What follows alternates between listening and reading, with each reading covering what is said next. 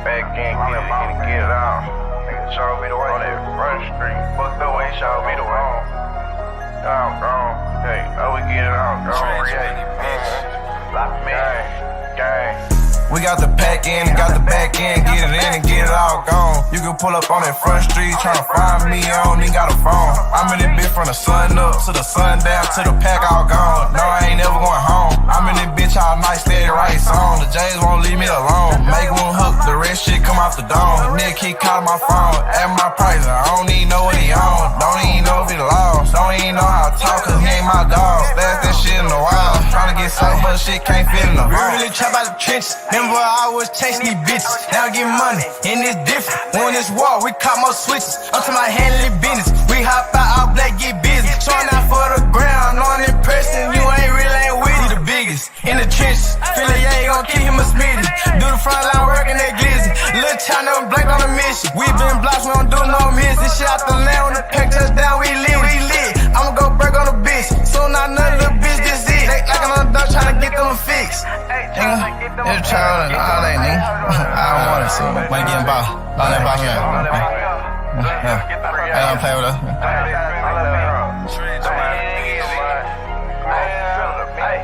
We got the pack in and got the back end, get it in and get it all gone. You can pull up on that front street tryna find me, I don't even got a phone. I'm in this bitch from the sun up to the sun down to the pack all gone. No, I ain't never going home. I'm in this bitch all night, steady right song. The J's won't leave me alone. Make one hook, the rest shit come off the dome. Nigga keep calling my phone, at my price, I don't even know what he on. Don't even know if he lost, don't even know how to talk cause he ain't my dog. Stash that shit in the walls, tryna get so much shit can't fit in the vault. Me and little girl like Kobe and Paul, throw him a oop out the glass, he gone. Fuck around, sit all night at your home. Behind the back, the champ, watch him fall. Watch the boy fall, can't get up. Back to the trap, little bitch, eat the dick up. Sit back, watching the couch, smoking reef. Told bro, get the dime, ain't slices of piece. You ain't in the trap, you don't know what I mean. See firsthand, the junkies be scheming. Give him a test, look up, he leaning. Watch the boy lock, on God, I seen it. The bro in the trap just work for the season. Me and the gang all year, we eat. Fake ass trappers, little nigga, we mean it. Make come back, just the same, we stingy. Hey, make come back, just the same, we stingy.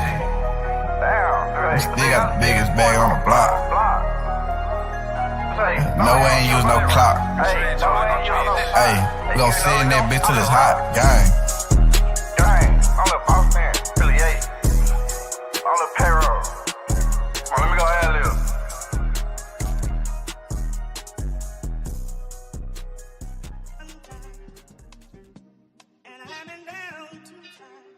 Hey, block.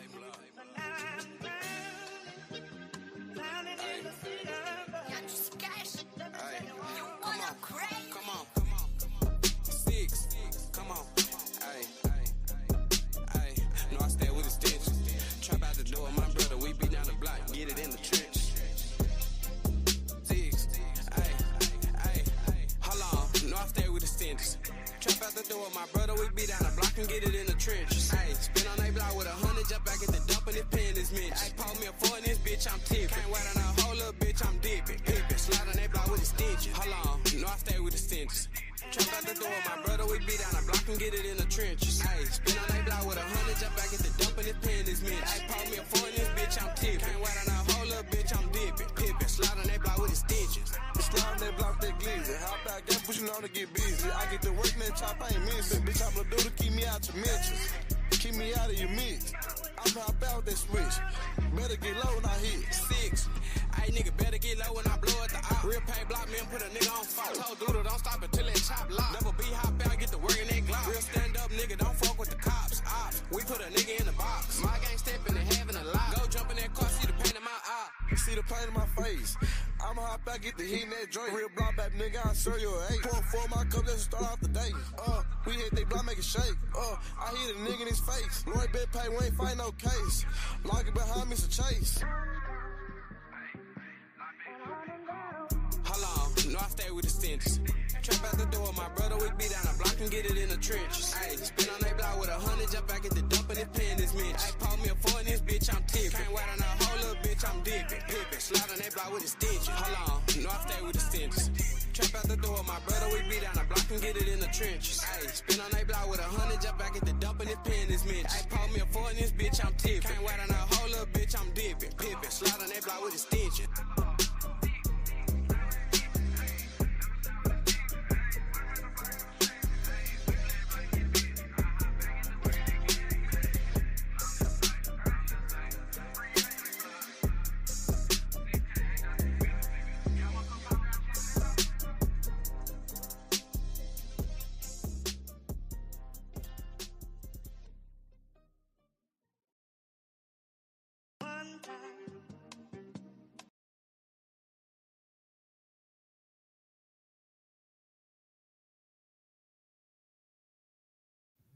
Can y'all hear me?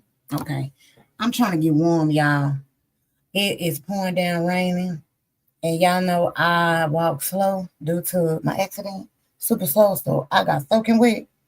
And I know y'all heard my heater. Because even taking a hot bath, I'm still freezing. Still freezing.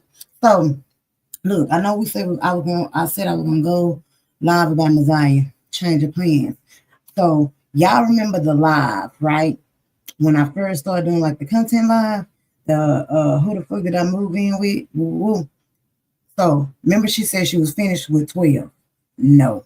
She ended up doing another series, y'all. Like I think it's like 2 of them. She gonna talk about it. I'm gonna put it up because we got to watch it. We gotta watch it, y'all. We got to watch it. Hold on. YouTube.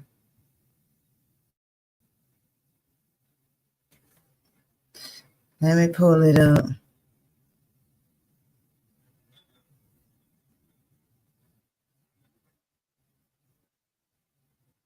Sunshine.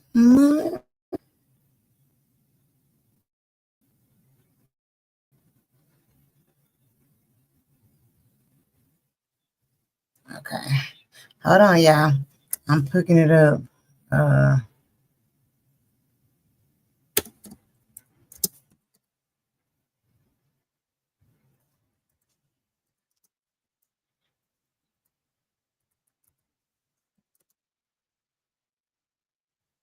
She got part that's 7. No. It's a part 13, y'all. Okay. Here we go. I got it right here.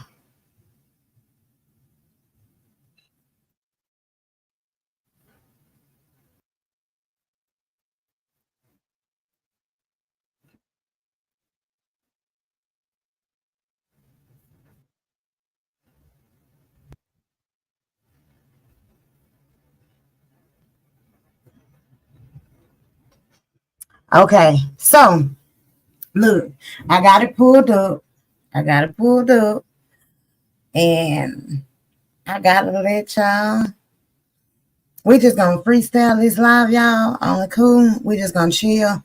And then tomorrow we're gonna start back with like the news. So I had to let y'all in share screen. Boop. Share.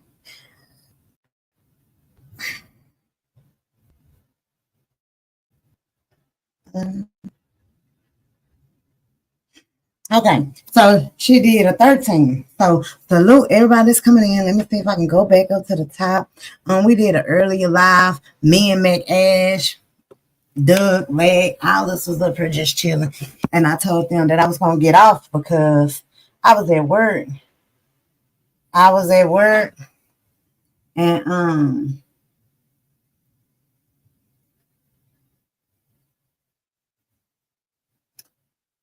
work, so I said I was gonna come back on my normal. This my little normal shift. I don't have to go to therapy today, so y'all might have me to like 8, 9, or whatever, and then boom. So okay, so salute Snoopy. Hey Yvette, y'all share the live, share the live, share the live. Support the channel. Salute Yvette. Okay. Yvette. Hey, Cookie Monster. Cookie Monster say, KK, I'm dropping and speaking, listening, but I'm getting ready for work. Enjoy your day, love. Enjoy your day as well. Hey, Smack. Hey, Snoopy. Snoopy. Hey, Nunu. Good morning, Bendo babies. See, Nunu. See, Nunu. Hey, Daniel. Hey, Short Stack. Hey, Lauren. ST Savage. Salute.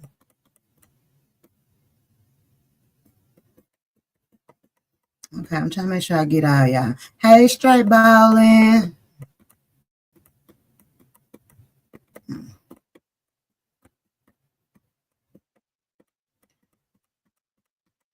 Okay, so I guess that's it.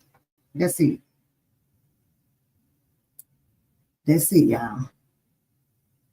So we're gonna do a freestyle live. We just gonna freestyle, y'all, and then we're gonna freestyle. But I want y'all to watch this. So I want y'all to watch this. Now, this is the Who Did I Move In With 13. Y'all remember? They stopped at the lawsuit thing. They stopped at the lawsuit. I'm pressing. Let's go. Yeah. The way TikTok just played with my feelings and my emotions, lying to me, manipulating me, making me feel like this gonna happen, but something else happened, made me just think about who the fuck did I move in with? Part 13. The last thing I told y'all is he impersonated a lawyer. I know I left y'all on a cliffhanger like, bitch, you can't end the story like that. But look, if a motherfucker is willing to impersonate a lawyer, he's willing to do anything.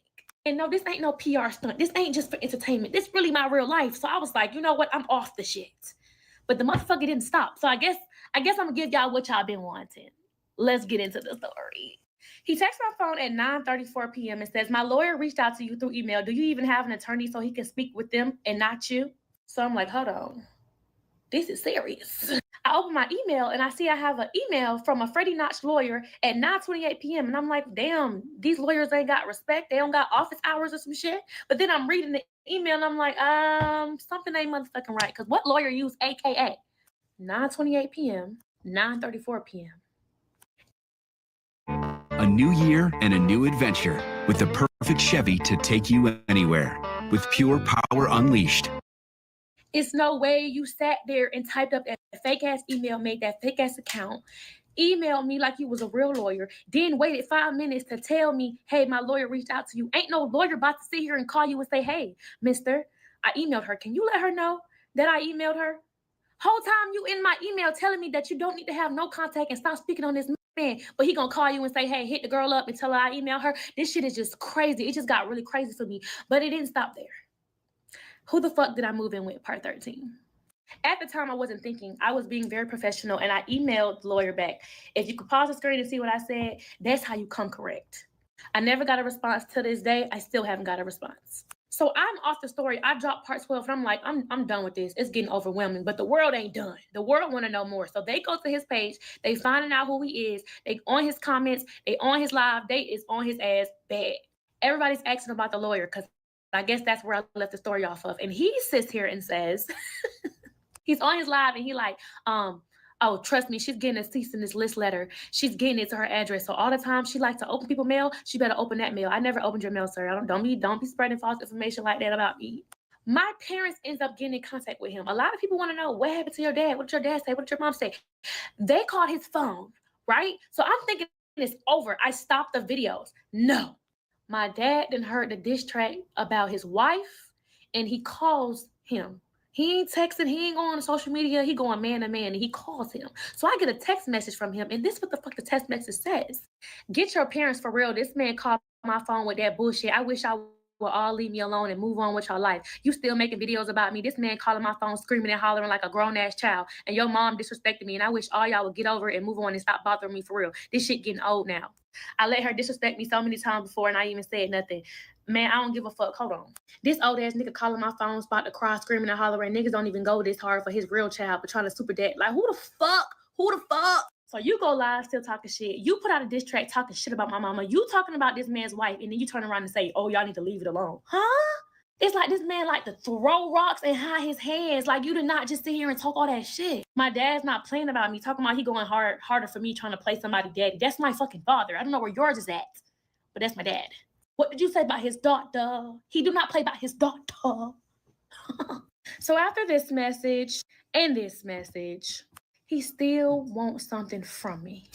I done went ghost. I done went dark on the internet for this. Who the fuck did I move in with? I haven't said nothing. But he texts my phone. He's asking me about a plaque that he sent to my house. He sent a plaque to my house.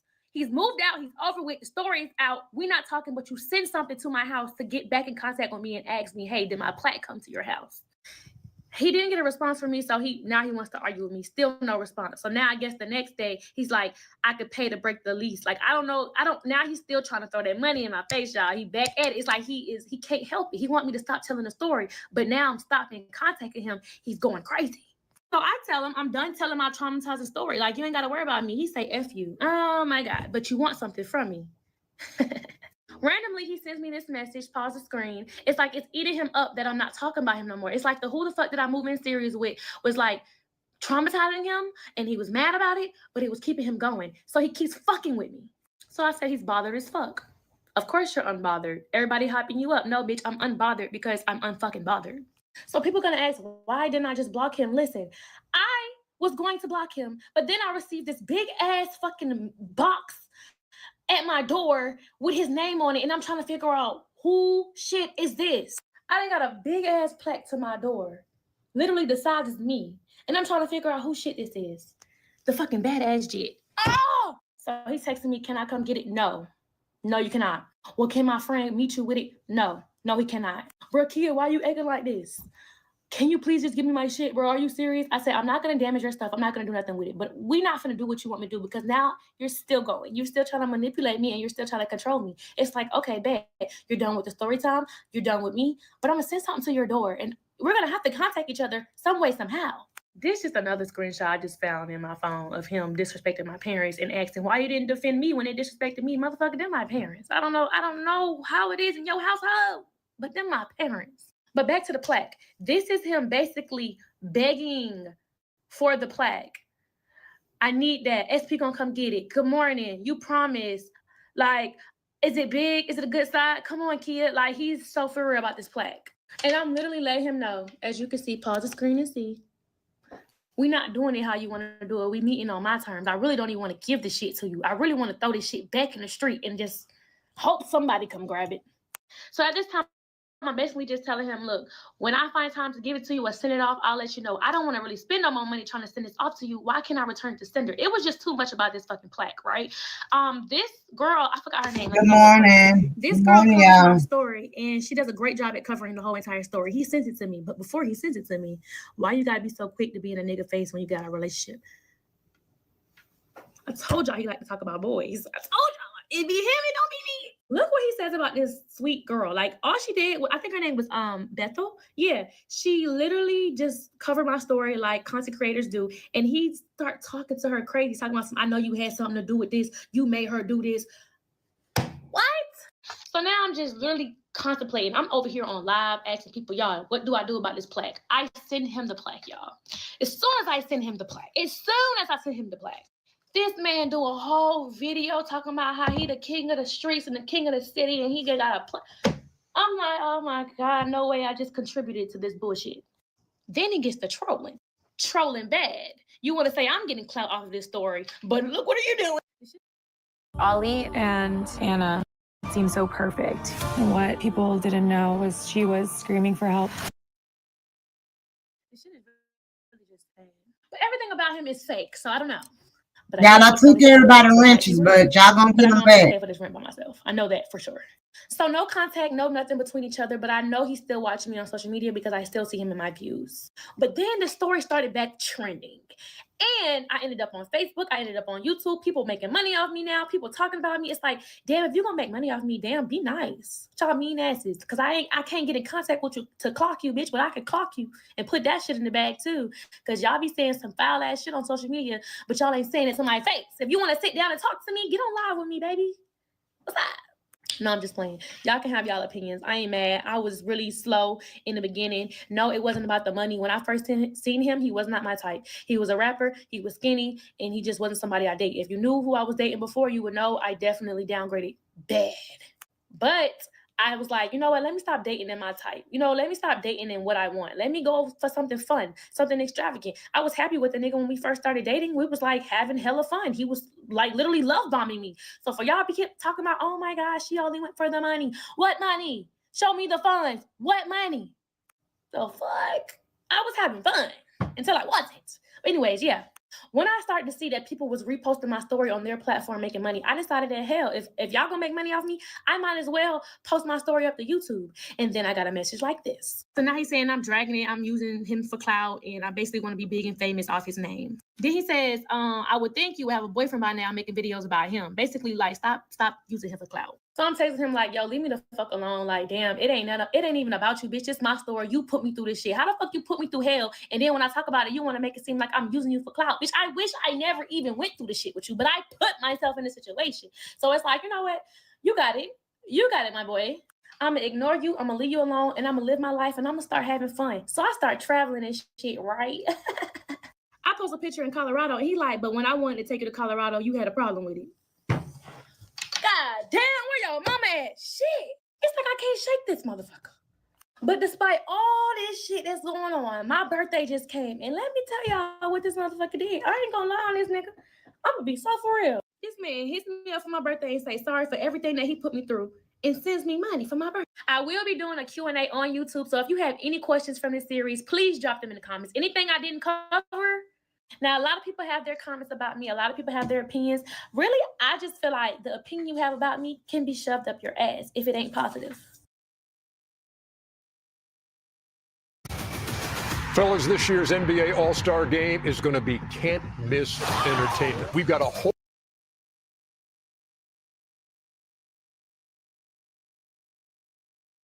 Who the fuck did I move in with? Carp.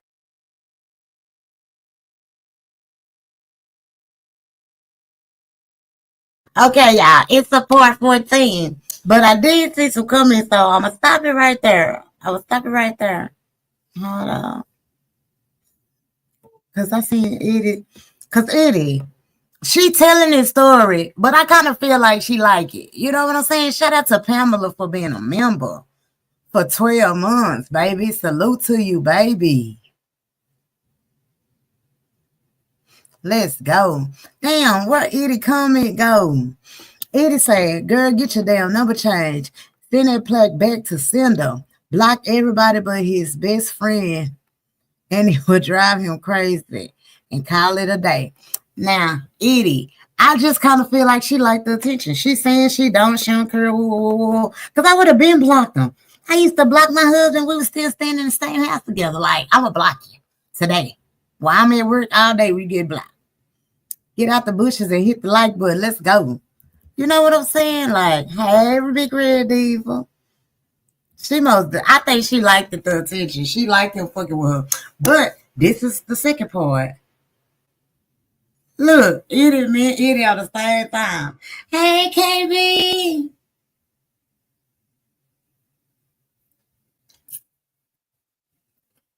Cause what?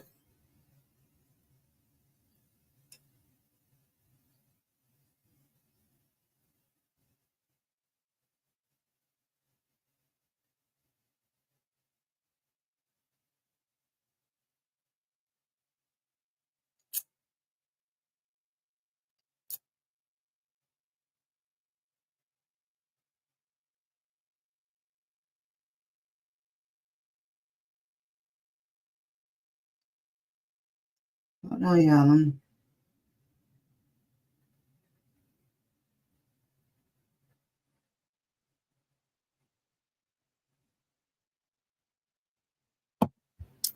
So this part 14, y'all. Hold on. Here we go, part 14. Part 14.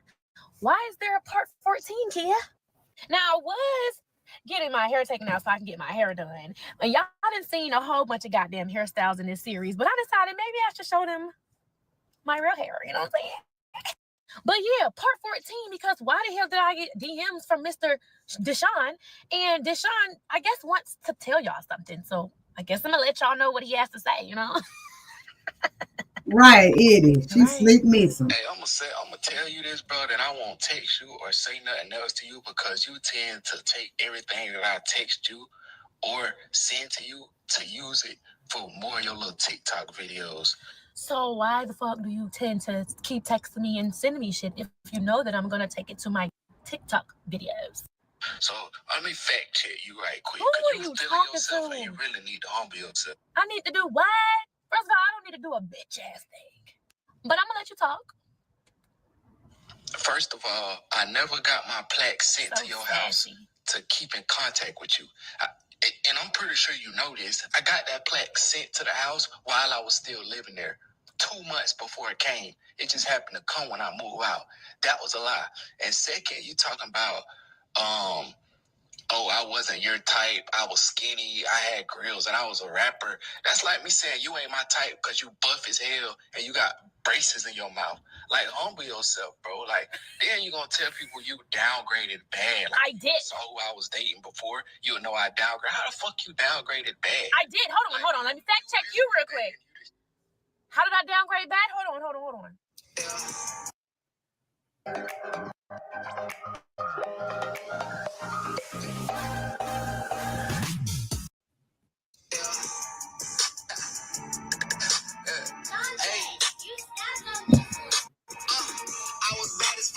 So that's you. And then there was, and then there was, and then there was, I'm just not trying to do too much, you know what I'm saying? Because he ain't got nothing to do with this right now. But I did downgrade. Where did I lie? Like, if you would have saw who I was dating before, you would know I downgraded. How the fuck you downgraded bad? Like, you really be thinking you the shit, but I done had females look better than you, and I ain't even sitting up here bragging about, talking about I downgraded. What the fuck? Oh, why do people do this? I really think I hurt his feelings. Sorry. I didn't really mean to hurt your feelings. I did downgrade though. But he wasn't done. So go ahead, talk your big one. Like, you gotta chill. You need to humble yourself, because to be honest, you weren't my type either. You do too much on TikTok. You was too much into the internet. I always told you I don't like females who always on the internet, and you was fucking built damn near like a man. Like, I didn't, you feel me? That shit wasn't really my type. I've never dated a girl built and cut up like a dude. But I didn't care because I genuinely liked you. You feel me? So you Okay, hold on. So you basically said I wasn't your type because I was bigger than you. You know what I'm saying? Because when I laid on your chest, it felt like I was laying on a front porch.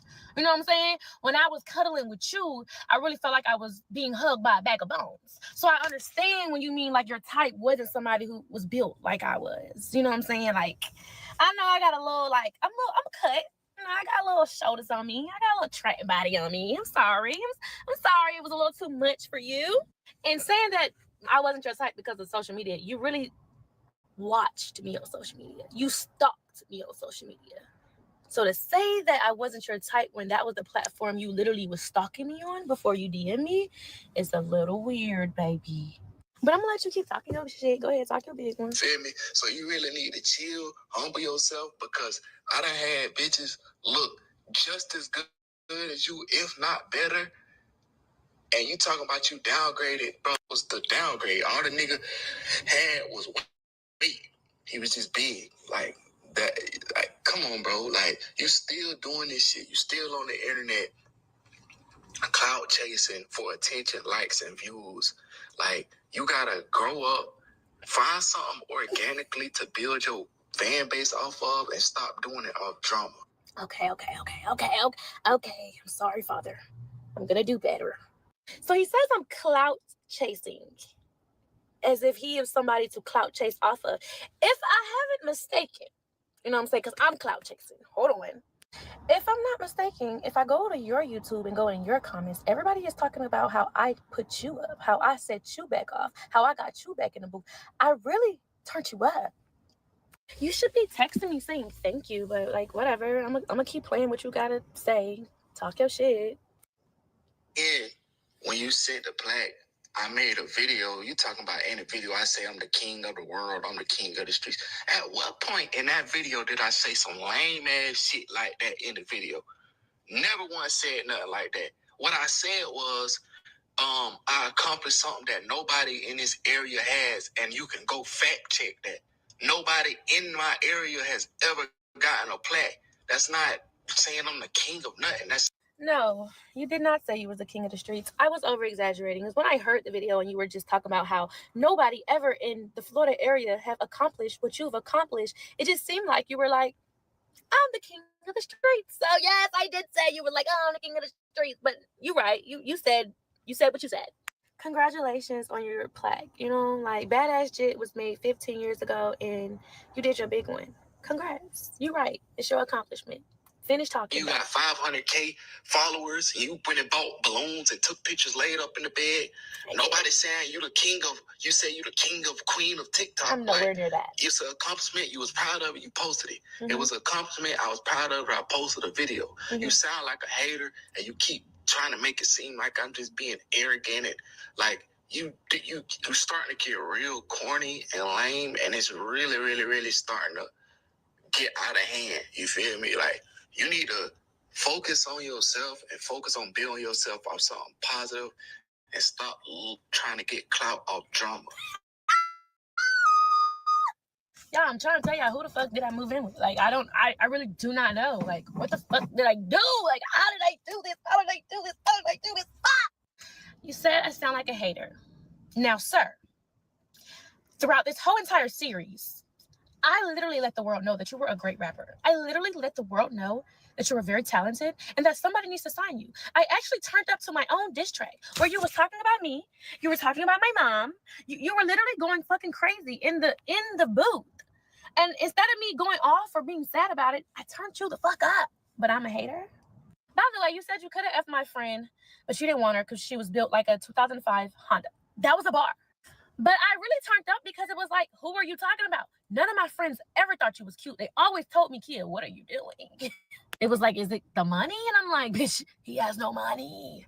And even on your best day, I promise you, my friends never, ever, ever, ever wanted you. You could never have none of my friends. So the bar was hard, but you wasn't talking about my friends. Secondly, you turned up in your diss track about how my mom is, no, you ain't shit, and your mama ain't either. That was a vibe. Like, I swear throughout the day, I literally be singing, you ain't shit, and your mama ain't either. But it's like, come on now, when they really called your phone, you was ducking and dodging them. Come on, we know you not really built like that. Grown-ass woman smoking Black and Mouse and reefers. She's grown as fuck. If she want to smoke, she can smoke. You need to worry about them white little circle things and not her smoking some damn Black and Mouse. She was the one who supplied you, accidentally supplied you with your needs and your wants and your cravings and your addictions. You ain't saying it. A song about my mama. Do I have to go? Do y'all want to watch it from the beginning? More than your mama could ever. You're fucking dead ass wrong. But anyways, now, I'm officially done with this series. I really could keep going and going and going and going and going. And people that say, oh, she still loves him. Oh, she's doing this for likes, comments, and subscribers and all of this shit. Bitch, I'm a content creator. Yes, the fuck I am. You bitches want more? I give you more. You bitches want to hear things? I give you the things you want to hear. Now, for anybody who feel like I still want him, we still in love, we doing this for PR stunt, drown in bleach. Now, since I have told my story, I actually have empowered a lot of women. There's so many people in my DMs, so many people in my comments, and so many people that actually say, girl, thank you for telling your story. You are a strong woman. I am empowering women, and that's exactly what I want to do. That's how I want to use my platform to empower women. And sadly, this Who the Fuck Did I Move In series actually wakes up a lot of women. I do have way more other social media platforms. I have a YouTube. I have an Instagram. My Instagram is in my bio, _Kia.xo. I would love for you to follow me. And saying that I'm using you for clout as if you're this big ass fucking big time little baby ass rapper is crazy. People are really watching this series because I told a good ass story. Like, it got nothing to do with your ass. Shit. And do your research. I'm doing big things in my life, y'all. I just did a lot of shit, accomplishing a lot of things. I don't gotta really go into detail, but I'm way more than who I'm moving with. This just is a part of my story. Okay, y'all.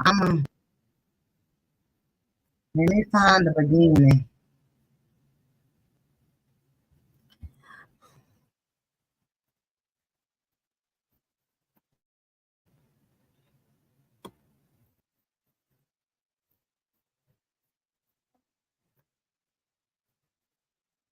Story. I'm coming with receipts. I'm coming with nothing but the truth. And I'm also coming with some hurt and some pain. Not because the dude hurt me, but because I look myself in the mirror and I'm just like, how did I miss all of these signs when they were right in front of me? So no, I'm not trying to be like Risa Tisa or nothing, but Risa Tisa, I think oh boy got a brother. But let's get into the story. I was going to call this story Surviving a Liar and a Manipulator, but Who the Fuck Did I Move In With got a better ring to it. So I'm just going to go ahead and pull up the first receipt and get into this damn story. On May 12th, Mother's Day, I got a DM from a local Florida rapper, right? And all he said was my name. So I'm like, this could be this man trying to talk to me. This could be business. I didn't know really what it was for, but I was not in the whole like mood to be trying to talk to a dude because I had just got out of a relationship. So he says my name. I say his name back. He said, I got a question. I said, okay, what's up? Just ask me. He was like, first one, why you don't follow me back on here? I said, I just followed you back. He said, okay, second one, you got a man. Matter of fact, you married. Boom. That is how we started talking. Okay, that is how we started talking. So fast forward after we started DMing, that same night he had reached out to me. I'm not gonna count. I went on his page, and initially I was not attracted to this man at all. Like he was nowhere near my type. But it was like, okay, he living the fast life. Like he seemed fun, he seemed cool, he was a little flashy. So I'm not gonna lie. Like I'm like, okay. Me and him actually could have a little bit of fun. But I ended up FaceTiming him to see if he was going to be the type of dude to flash money in my face, if he was going to be the one like, oh, like, look at my teeth, all that. I wanted to see his vibe. So I FaceTime him. And y'all, when we get on FaceTime, he in his big house or whatever, and he eating some freaking Popeyes. So it seems so normal, like, okay, he not even on that flashing money in my face thing, right? So everything I tell y'all that he tells me is a reason why I'm telling y'all what he's telling me. So you have to keep up. So when we on FaceTime, right? I'm like, oh, that's a nice house. He was like, yeah, I stay by myself. Like I always been living by myself. I've been living by myself and on my own since I was 18. Cool, right? Then fast forward in the conversation, he brings this big ass pit bull dog in the camera, and he's telling the dog to sit, and the dog not listening to him. But he was like, that's cool. Like, he trying to be funny right now. He's screaming, sit. Like, he's telling this dog to sit, but the dog is not answering him. Like, the dog didn't know who he was. But he's like, this my dog or whatever. I done had this dog since the dog was born. And it was a nice build. Like, you could tell he spent some money on that dog. So he's like, yeah, this my dog or whatever. Remember that. So I'm not gonna lie, like, the vibes on the phone was actually cool. I'm like, oh, he cool people. Like, I like this dude. And then, like, my brother, he also raps, right? So my brother comes in the room while we on FaceTime, and he started telling him, like, he rapping stuff. So he like, shit, play your music. So they going song for song, and I just love that he's interacting with my brother or whatever, right? So the first thing he said was like, yeah, I'm signed to Sony. I'm signed to Sony or whatever. And he got his record label, and he's just popping his shit, right? But he's still being humble about it right now. After the phone conversation, I took it upon myself to say, you know what? I actually like talking to you. Let's talk some more. So as we're talking more and more and more, we start FaceTiming a little bit more, and I'm starting to hear like a dude in the background. I'm like, who is this dude in the back? But I didn't ask him that because that's none of my business. But he was just like, man, my homeboy, we stay in the same neighborhood. He always at my house. Like, he ain't got no friends, and he be bored sometimes. So he just stay here. So I just let him stay on my couch. Yeah, okay. Anyway, whatever. At this time, I was on the way to my sister's wedding, right? So I had a whole trip planned to go out the country, but my my layover was in Florida, y'all. So this was literally like maybe like a week or two after we started FaceTiming, and he was like, yo, since your layover is in Florida, I'm gonna get you another plane ticket. Cancel your plane ticket back home and just stay here so I can get to know you. Like, give me like 48 hours to win over your heart or whatever. So I'm like, you definitely gonna like, get into stranger, it. I don't know how to feel. This is just the beginning. Y'all gonna get into it. It's in good. Miami with you, and I don't know you. So after I go do a little bit more research on him, I see that he has a child. So I confront him about it, like, dang, why you ain't tell me you had a child? And he was like, huh? I'm like, you got a baby, a new baby too. And I said, I ain't got time to be dealing with no baby mama drama. I never dealt with nobody who has a kid. I don't have no kid. I don't want to talk to nobody with a kid. That was something I was very heavy on. I don't want to talk to nobody with a child. But he was just like, you ain't got to deal with no baby mama drama. Like, none of that. I said, yes, I am. I already know how it go. He was like, what if I told you my baby mama was dead? So I was quiet because that took me for a loop. What am I supposed to say after that? So then he proceeds to talk and say, nah, I really don't even know my baby mama like that. Like, I promise you would never have to deal with none of that. You probably won't even hear from my baby mama because I don't know her myself. So I'm like, wait, hold on. How you don't know your baby mama? Like, now I'm a little curious. What you mean? You had a baby with somebody who you don't know. So he tells me this story, y'all. So he go ahead and tell me this quick little story about how he met his baby mama at a party. He was talking to them, and it was a group of friends who was intoxicated, and he was like, y'all better not drive because y'all might get into an accident. And then he was like, literally 10 minutes after they drove, they got into an accident. So he felt bad because he spoke it into existence. And so he went to go visit the girl in the hospital or whatever. He went to go check to see if she was okay. And then after that happened, they started texting a little bit, right? And then, you know, one thing led to another. They met up and they did the do. And they did the do for like about 2-3 times. And then out of nowhere, she called him and like, I'm pregnant. And then he tells a story about how he was like, I don't even know you. Like, we don't know each other. I don't think we need to have no child. And then she was like, well, I could take care of the baby on my own. And he was like, at that point, he knew that she was going to try to keep the baby. So he was like, she didn't want to get an abortion, so she just had the baby. But I really feel like she just wanted to keep the baby because of who I was and what I got. Like, basically, she trapped this man. And since then, you know, like, she had a baby, but he don't know the girl. Like, that was how he kicked it to me the entire time, y'all. The entire time. Keep that in mind, please. So here go red flag that I missed of that stupid story. I'm like, you know what? I'm gonna go to Miami with you. We're gonna have a good time. You got 48 hours to win me over. You want to win me over so bad? Show me something. So when I get there, y'all, this man pulls up in a red Corvette, a C8, whatever fucking car it was, but he pulls up in this little nice, fast. It was sexy, not gonna lie. And I'm thinking, why did he pull up in this? Because I knew he had a Hellcat at home, but I was wondering why he pulled up in that. And I was like, why you drive this? He said, I just ain't want to put my Hellcat on the road. I just wanted to drive my other car for a little bit. So he kicked it to me like he got this nice C8 Corvette. And I ain't say nothing of it at the time because I'm thinking he telling the truth. What he got a lot for? Like, this his car. And then I told him I wasn't going to be sleeping with him or like staying the night with him, right? Because I don't know him like that. He was like, what you mean? I got your own room. Like, we got a hotel, but you got your own room. So I'm over here like, oh, he's respectful. This man ain't get one hotel room. He made sure he got 2. He really just trying to show me a good time. He not trying to be disrespectful. So we vibing out. We riding. Like, Miami was cool. And then, like, when I was there, I spent most of my time in his hotel room anyway, right? But I still had my own room. Like, I had everything in there. I got ready in. Like, I was in that room, but not as much as I was in his room. That's truth. So then he's like, I got this whole dinner date plan. I just cannot wait for you to come here. I've been wanting to take somebody here for the longest. It's real nice. You're going to like it. I'm like, I don't have no outfit for it because remember, I was just coming from a trip out the country. I wasn't prepared for no Miami trip. He was like, don't worry about it. I'm going to take you on a shopping spree, get whatever you want, whatever you need. So we go into this nice luxury mall. I'm like, look, I'm going to be honest.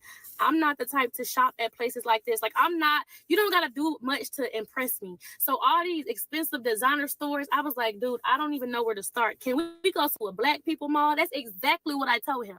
He was like, yeah, I can take you to another mall or whatever. I'm a Forever 21 type of girl. You know what I'm saying? Like, I'm a mad rag type of girl. I will literally go shop in Route 21 and I will be A-okay. So he takes me to this other mall. I get a dress. I get heels. I get a purse. He's like, get whatever else you want. Whatever you want, you can have it. Like, you want some new shoes? I got some new Jordans. Matter of fact, when he picked me up in his C8 Corvette, he already had the new Jordan 12s waiting for me. Like, he already gave, I'm going to spoil you. I'm going to do everything that I can. So, like I'm saying, he's doing everything that's making me smile. And yes, it is spending money on me, but he's giving me this image of him being this big baller rapper in Florida. And he got it like that because, one time we was on FaceTime, he was like, money good. You ain't never got to worry about nothing. Money straight. So we're going to talk about the rest of it in part 2. But yes, part 1 of surviving a liar and a manipulator. Period. All right. So I finally get back home. He paid for my plane ticket like he said he was going to do. And we start talking literally every day, all day. I am a full-time content creator. So if I'm not making content, I'm chilling. He is a full-time rapper.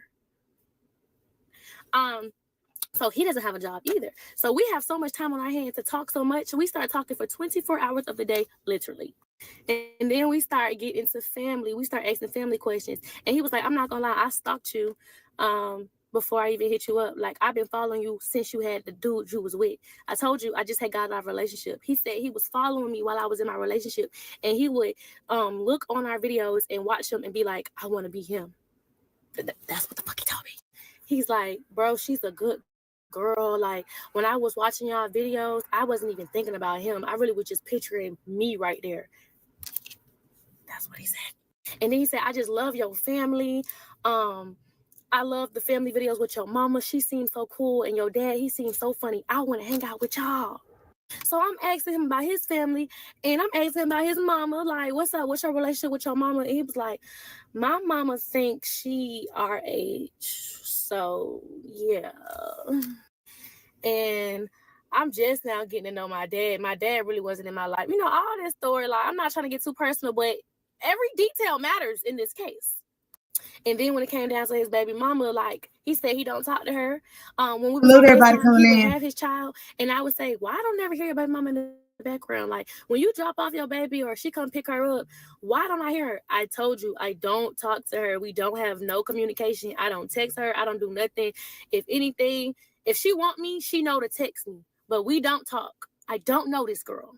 Then he starts pouring into what type of person she is. She's drama-fied. She's not my type. She's nothing like you.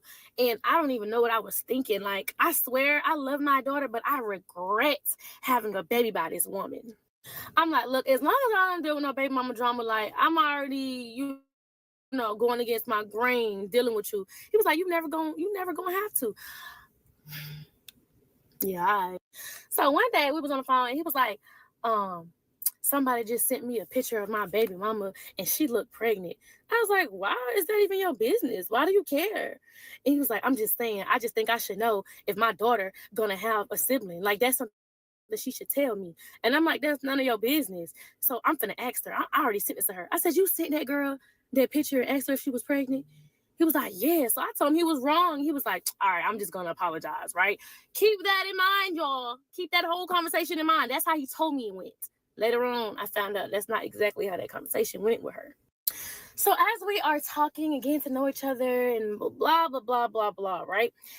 This man sends me a song literally like 2 days after our Miami trip. I forgot to put that in there. I'm going back because this is very important. He sends me a song, y'all. Oh, my God.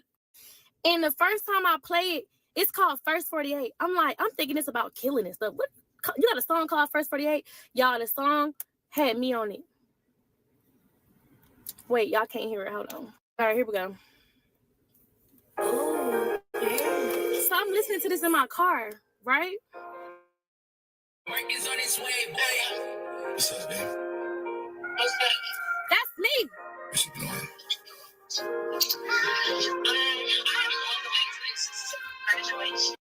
So he makes a song about me, about our time in Florida, about how he really want to be serious with me, and he know that I don't really want to deal with him because he got a baby, and I don't really want to deal with him because he's not really my type of my speed, but he's just like, give me a chance. So he sends me over this song about me, and I'm not gonna cap, this shit was hard. And he disses my ex in the song. Like, he disses this man, talking about your ex fumbled you, he should have played on offense. Like, he trying to come hard about me. Like, I'm gonna be better than your ex. Like, I want to just take me now. Like, I will give you the world. Check this out. Hey, you stole my heart, but I don't even want it back, though. And you so different, you ain't nothing like the last hoe. But I ain't even trying to talk about the past, though. Girl, you the one, you give me something. What you doing, where you going, where the hell you been? Can't get enough of you, I want you, come get in my skin. I want your heart, you got your guard up, just let me in. I met you, you match my fly, girl, you my fucking twin. You switch your hair up every day, so it feel like I'm cheating. You graduated from college, baby, I love to see it. I know you think I got the hoes, but I'm like, what's the reason? So I can't wait to prove you wrong and love you like I mean it. I'm trying to buy you what you want, like you don't cost shit. Your ex bummed you, he should play it on offense. I got that bad, you got that bad, baby, we all linked. All right, so it's called First 48. Look it up if you want to hear the whole thing. So in the song, he giving me my credit. You know, you switch your hair up every day. Your ex fumbled you. You graduated from college. You got that bag. I got that bag. He's talking about he want to spoil me, want to buy me anything. Like, he's just trying to sell me this fairy tale ass dream. So the song did get me. It swept me off my feet. I was like, dang, a song about me. So he's like, I'm gonna make a music video for this song. How you feel about another woman playing your part? I said, no, baby. If the song is about me, I play my part. So that's exactly what I did. I went and he flew me out to Orlando to my part in this song. Y'all see this? I'm glad it stopped on this. See this car? I hope y'all see the car. This is the car that he said was his. He owned this car. He got his own Corvette and everything. So that was a lie. Let's just put that clear. I just can't wait to get to that part. So after I done shot the video, he gonna pop out with the video. He gonna show the world. So I'm like, we might as well, like, you know, if we finna pop out, I already know the type of attention this is gonna bring. This guy out of a relationship. I had a public relationship. Everybody gonna be on my neck. Like, this is gonna be crazy for me, but I'm gonna do it. I'm gonna do it for you. He like, we're gonna be good. I got you. You straight. I'm gonna take care of you, all that. So then we just having a random conversation. Here we go with the house conversation. This is what I'm talking Good about. morning. It gets better. Listen, I promise you. when you see red flags, don't ignore them. Don't do that. You're gonna be stuck in a sticky situation like I am in right now. Can't even move the fuck on because this nigga's still stalking me. All right. So I'm like, January 2025, I'm gonna buy me a house. And he was like, why you gotta wait so long? He was like, matter of fact, let me buy you a house. I said, huh? You gonna buy me a house? Like, me? Who am I to like say no to that? So I'm like, you really gonna buy me a house? He like, yeah, money good. I got you. Like, and so he said, how? And he was like, yeah, but I can't leave. It got to be in Florida. So I was thinking about going to Florida to get a house. I'm just too excited about a house that I don't got to buy. I'm like, yeah, like, let's move to Florida. He kept saying, I don't want to be in Georgia, whatever. So we looking at houses. Every house in Florida, when I tell you the prices was high, but the house was low, baby. I'm getting a box for the amount of a mansion. The prices out here is really good. For what you get. Like, I actually want to move to Georgia. So I'm like, okay, cool. So we moving to Georgia. He like, yeah. And I'm like, I never moved in with a dude. I don't know how to feel. I don't know if I want to buy a house with a man. So instead of buying it, because we were going to go buy a house, he was like, well, we can rent a house. So I was like, that sounds better because it's something temporary. It's just a year. Like, I guess we could do it. And I'm feeling you so bad or whatever. So let's move all the way to I come to Georgia looking for houses because we didn't want to live in Florida. Just wait, because it's gonna be more than this song you want to look up. My parents get into a bike accident, and I'm on the phone with him when it happens because I get an alert on my phone that my parents got into an accident from Life 360. Download Life 360, y'all. It's gonna tell y'all everything. But I end up pulling up to the scene. I see the whole crash. My heart is pounding. I'm having an anxiety attack. My parents is on the ground laid out. So I'm on the phone with him. He's hearing it. So he's like, I'm gonna be there tomorrow. I'm gonna come drive there. Like, I'm gonna be there for you. And I know this not how I wanted to meet your parents, but I'm gonna come there because I know it's really bad and da da da da da. So he ends up coming to Georgia to see my parents. Now my mom, she real cool people. She knew what was going on. She knew the vibes. My dad was not going for it, y'all. So my mama, she done broke everything on this side. She scraped all up from road rash. My father, he's still in the hospital. He is ribs broken. He's just all destroyed. So when he gets here, he ends up meeting my mom. He got her flowers and everything. Grown man in his house. And he trying to figure out who is this grown man staying at the house because my mom let it happen. Because like I said, she cool people. She just, if I'm safe, she's safe. But my father wasn't going for it. He like, oh no, I don't know this man. He need to get up out my house. I don't know. I tell them when he get home from the hospital, I tell them that I'm moving in with this man, and my dad just go off. Like, he is going off like, you don't know what he might want for you. Men try to control you. My dad's trying to tell me everything a man is willing to do for a house, and that is more that come with just that house. And I'm being dumb, not listening.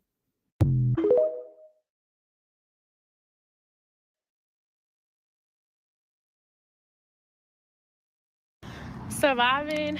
So while he was here visiting me in Georgia, because my parents had got into an accident, we decided to go look at some houses while we're here.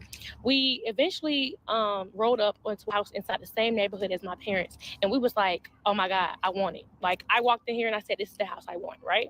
So he like, all right, bet, apply or whatever. Apply for it. He kind of told me exactly how to do it. We renting a house now. We're not buying a house. So he told me every step I need to do. But then he told me that he had a realtor that can make fake pay stubs. So he like, you don't even got to worry about being approved or nothing because I got a lady who can make fake pay stubs and make it look like you got this and that, and then you'll get approved. Like I've done it before, you'll get approved. So when a lady ends up looking at my information, she was like, oh, you don't need the fake pay stubs. You make enough. You make enough money, and as long as you have your W-9s and whatever tax forms or whatever, like you'll be approved. So like, I guess 48 hours passed and I got approved for the house, and we like, all right, bet, we staying in Georgia. This is where it all gets weird.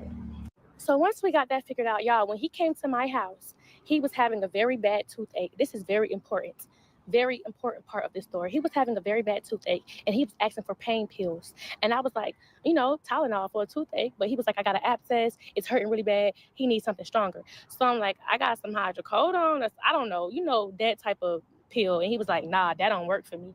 And then mind you, my parents just got into an accident. So he was like, do your folks got do they got the little white pills? Because that worked for me. So I was like, them things is strong. We gave it to him. Boom. Why the next day he was like, do your mama got another one of those little white pills? Because my tooth still hurts. And he asked for since the whole time he was at my house, he probably didn't have like 5 of them. And I thought that was really weird because I'm like, why do you need those little white pills so bad for a toothache? All right. So 3 days before his move-in day, I get a DM from baby mama. And I'm on FaceTime with him when I get this DM. I'm like, yo, your baby mama just hit me up. And he like, oh, probably because you asked to meet her because you're gonna be around our daughter. So she's probably just hitting you up just to, see like, if you cool people, whatever. I'm like, first of all, my rules was I didn't want to do with your baby mama. But if she just coming to make amends, cool. Y'all, I'm going to drop the screenshots of what his baby mama said to me. All right. So she over here, she says, hey, love, when are you free to talk? So this is the screenshot. That's my receipt. You can pause it if you want. I just don't want nobody thinking I'm lying. I'm like, yo, why are you sending your baby mama pictures of y'all? And he was like, remember you said we deleting it out our phone? So I just wanted to send it to her because I just didn't want it in my phone. No, this was a red flag point 1. I thought you said you didn't even know who your baby mama was. Why are you sending her pictures of y'all on trips in Colorado? And like, if somebody was to send me pictures, if an ex sent me pictures of us, I'm going to think, oh, you want me back. Right? And then she sends me that. So me, I want to know more. So I'm like, shit, call me. So she calls me. When I tell you, his baby mama told me everything I needed to know. She said, oh, he asked me to get a house in my name. I got good credit and he'll pay the rent up, but he couldn't get it in his name. And then she told me he had a house, but he got kicked out of the house because he was using a fake person name. Then she was saying that he was a yerk head. Yerks are the little white pills that I was telling y'all about. So yeah, he was like, she said he had a yerk problem and he's a liar. He don't do nothing for, and then I'm thinking, mama like, but no, she was telling the truth the whole time. So I called him like, yo, what the I told you I didn't want to deal with no BM drama. And he like, she's lying on my grandmother's grave. He loved to lie on his grandma's child. So he was just like, she's just doing that because she's jealous that you got stuff going on and she just a drama-fied person. Like, I don't even know that girl. And she always did this. Like, she always gossiping. That's all she wanted to do. You sat there on that phone and let her gossip to you for 2 hours about me. She was telling me tea, baby, tea. But anyway, I had already signed a lease and I had brought the lease to my mama or whatever, and she was like, why his name not on the lease? And she was telling him, so you don't feel like you living with her, like this is your house. So I'm like, why you not putting your name on the lease? He was like, nah, because if you ever wanted to kick me out, I just want you to feel comfortable, like this is your house. Like even if you kick me out and I do something crazy or you don't want me living there, I'm gonna still make sure I pay up the lease or pay up the rent for a whole year because I'm a man of my word. So since he was gonna pay the rent up for the year, I thought like, shit, all right, cool. Like if you cheat on me or if you lie to me, if you do some stuff and I don't want you living with me no more, you can leave because my name is on that. Okay, y'all. Who the fuck did I move in with? So I'm like, if you're gonna move in here, what you gonna do with your house in Florida? He was like, I already care if they want to. You ain't got to worry about the house in Florida. Like, I got that. I said, what you going to do with your dog? Since you already got a little dog, I don't want to bring my dog because, you know, he's too big. And it's just a dog. Like, I'll just give him to my brother. Right. So now I'm like, this was a red flag. He has to have a U-Haul, but all his stuff is in a storage. But it don't make sense because if you have a house there, if you've been living on your own, why is all your belongings inside of a storage if it's not in your house? Dude, what's wrong with that? Child, it's time for him to move in the house. He moved in. Everything was just so freaking sweet. I'm like, yay, you know, we finna have like playhouse happily ever after. We finna have fun, make content, because he was a vibe. You feel me? Like we was having fun. That's what he portrayed to be. No, when he got there, he had a whole stuck-up attitude. I was like, what the hell are you? Like, it was like a whole different version of him. The day he moved in that house, oh my God, he changed.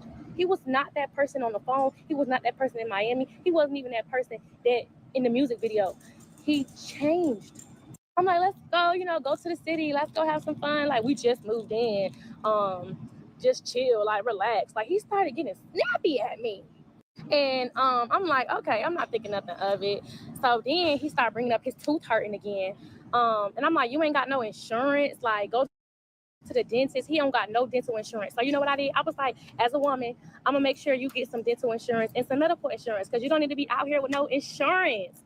I set him up an appointment to go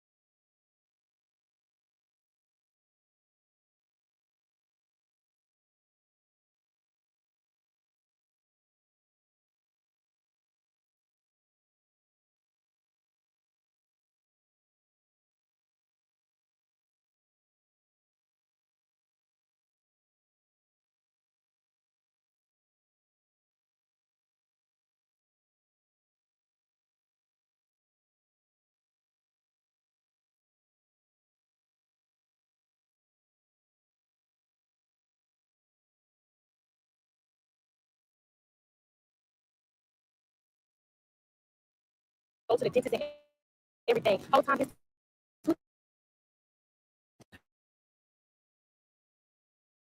hurt.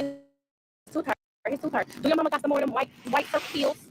I'm like, asking, you know, she need them herself. She's in real pain here. So I go ask her. She gives me a whole bunch of those circle things, right?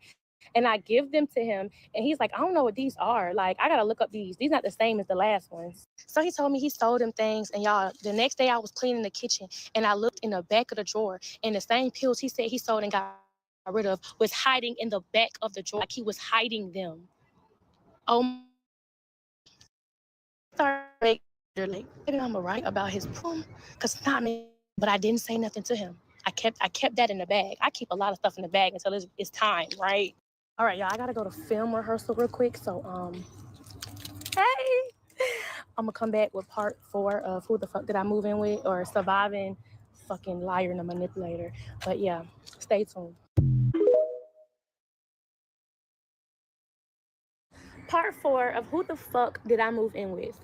So after part 1, child, BM then reached out to BD and was like, what you say about me? And he was like, she's lying. I put it on my granny. You know he gonna put something on his granny, child. So she like, shit, let's add her on 3-way since she lying. I get on 3-way, y'all. This man is talking about, why are you lying? And then listen how hurt he sound, y'all. Not about the... I'm gonna embarrass you. I know how to embarrass. I wasn't gonna do this shit, but since you embarrass me. Air your business out. You know I haven't even told the full thing. So anyway. So he said he gonna embarrass me, right? So I'm like, how you gonna embarrass me? Y'all listen to what he said. This all he got on me.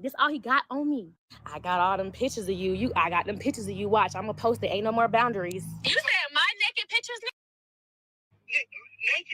I'm sorry, what? So even baby mama like, why would you do something like that. Like, you're this angry that you're gonna go try to post explicit pictures of me. Anyways, let's get into the story, because I'm not even close to the end, baby. I just started. This man told me that his name was Sean. That's what he told me. When I first met him, he said his name was Sean. I'm like, huh? And I knew that wasn't his name because when I got on the phone with his baby mama, I referred to him as Sean. I'm not gonna say the full name, but it was the Sean, right? And she like, who is that? I said, that's him. What you mean? She like, that is not that man's name. I said, yes, it is. What you, like, I've been calling this man that since I met him. My parents even calling him that. Y'all, he done told me a whole fake name talking about, that's what my daddy named me. My mama named me something else, so I got two names. Okay, red flag. So back to the little white circle problem. Once I found that the pills in the cabinet just ended up missing, right? I go to my mama's house and he texts me this. Just bring enough to make it until my dentist appointment so you don't have to keep going back, right? Because he keeps asking me to go back for them little white circle things. So when I go home, I tell him I got some of these. It's like M365. I don't know what they are, but that's what it say on the little white circle thing. These not the original ones that we was giving him. These different. But I said I didn't want to go to my mama and ask her for no more of those, right? I didn't want to keep asking her, can I get some more Oxy? And he just like, that's fine, that's perfect. Just bring me a whole new tooth. That's how much he was trying to make it seem like it hurt. But once we moved in together, like I said, I decided to get him some dental insurance and some health insurance because he didn't have none. And so I'll get his tooth problem fixed because I'm tired of hearing about it, right? So once we get the tooth thing handled or whatever, now we just living a normal life. Not even gonna lie. We live in a normal life. He don't want to go nowhere, but he want to stay in the house. He don't want to really spend no money. That's what I'm peeping. Which is fine. It's fine because it's not nothing. It's not even about no money, child, but it's little things that I started peeping once we moved in. On the 4th of July, we go to the store. We buy a whole bunch of fireworks, y'all. We like, let's light some fireworks or whatever. So before we start popping fireworks and our friends come over, he hungry. He want to go to Taco Bell. He love a Taco Bell and McDonald's. That's a McDonald's warrior right there. Speaking of that, when he first, decided to take me on a date, I'm eating lamb chops. I ain't never ate a lamb chop ever. I'm over here eating lobster mac and cheese. He took me on a date and he spent so much money. When he moved in, we was eating Popeyes, McDonald's, and Taco Bell. Heavy. I even like the damn Taco Fiesta fries now, y'all. That's how much we was eating it. Like, damn. And so for the ones like, why you ain't cook for him? I was trying to cook for him. But he was like, I don't eat that. I don't eat this. I don't got to eat what you cook. The other dudes you've been with, they must eat what you cook, but I ain't them. I eat this, I eat that. Oh my God. I didn't even want to get in the kitchen with this man, but he love a DoorDash Taco Bell though. So we get riding the Taco Bell. It's late at night, y'all. We riding normal. All of a sudden, I see blue lights behind us. I'm like, what you do? Like, did you not put the signal on? Because we ain't even go too far. He like, I don't know. Y'all, we stopped at the Taco Bell and the man pulled us over, whatever. And he like, you got your license? He was like, nah, I left him. He was like, well, somebody's license is suspended on this car. But officer asked him, what's your name, first and last name? He tell him his real first and last name. He run it. He like, oh, both of y'all license is suspended. Whoever owned this car, license is suspended, and it's been suspended since March. So he looking crazy. And I'm like, dude, your license been suspended? He like, nah, I don't know what he talking about. My license shouldn't be suspended. Let's run this back real quick though. While we was on FaceTime, while he was living in Florida and I was living in Georgia, he had got pulled over one time. Same thing happened, but they took his vehicle and he was like, man, my license was suspended, but I got it taken care of. Because the next day I'm like, yo, did you get your car back? Like, you good? You straight? Because somebody had to come pick him up. He was like, yeah, I'm going in the morning. I got it taken care of. I got my license back and everything. Like, everything was all good. So when they was pulling us over, when he was at my spot, I'm like, I thought you got that handled. He was like, my license shouldn't be suspended. Officer like, oh, you must don't like paying tickets. Your license been suspended since March. You must don't like paying tickets because dude, dang, I really should be taking you to jail. But ma'am, what's your first and last name? I'm like, me? I give him my first and last name. He was like, well, you good to go. You drive, but you need to go back to Florida and get that handled because I'm being nice because it's the 4th of July, but I really should be taking you to jail. Oh, and he pulled up a fake insurance card because he ain't got insurance on his Hellcat. He pulled up a fake insurance card, y'all. Or if it wasn't fake, it was an old one, probably from way, way back when he first got the car. So he said he gonna get it handled. He going back home to get it handled. So we let it go. We ignore everything, child. We go back home, everything all good. But this is where it started to get a little bit fishy. It's time to go pick up his daughter, right? from Florida. And on the way there, I'm driving because I don't want him to get pulled over no more because I'm thinking he's going to get his license fixed. So I'm driving. So while I'm driving my whip there, it's like he got an attitude over there in the passenger seat. And I'm like, what is wrong with you? Why you got an attitude? He's not telling me. He's just typing real hard. Type. Like I'm talking about he's a typing warrior right now. This man is going at it with his baby mama. And I'm like, why are you over here mad and stressed out and depressed about your baby mama? What's going on? She don't want me to see my child. She never want me to see my child. She always lying, saying I don't do this and that, but she always preventing me from seeing her. She like, you know how baby daddies be. So baby mama ends up texting me because we came to an agreement that they don't get along. And I was like, you know what? I'm not on the beef. I don't want to beef with you. We cool people. I'm gonna be around your child. I don't want you to have to deal with that with him.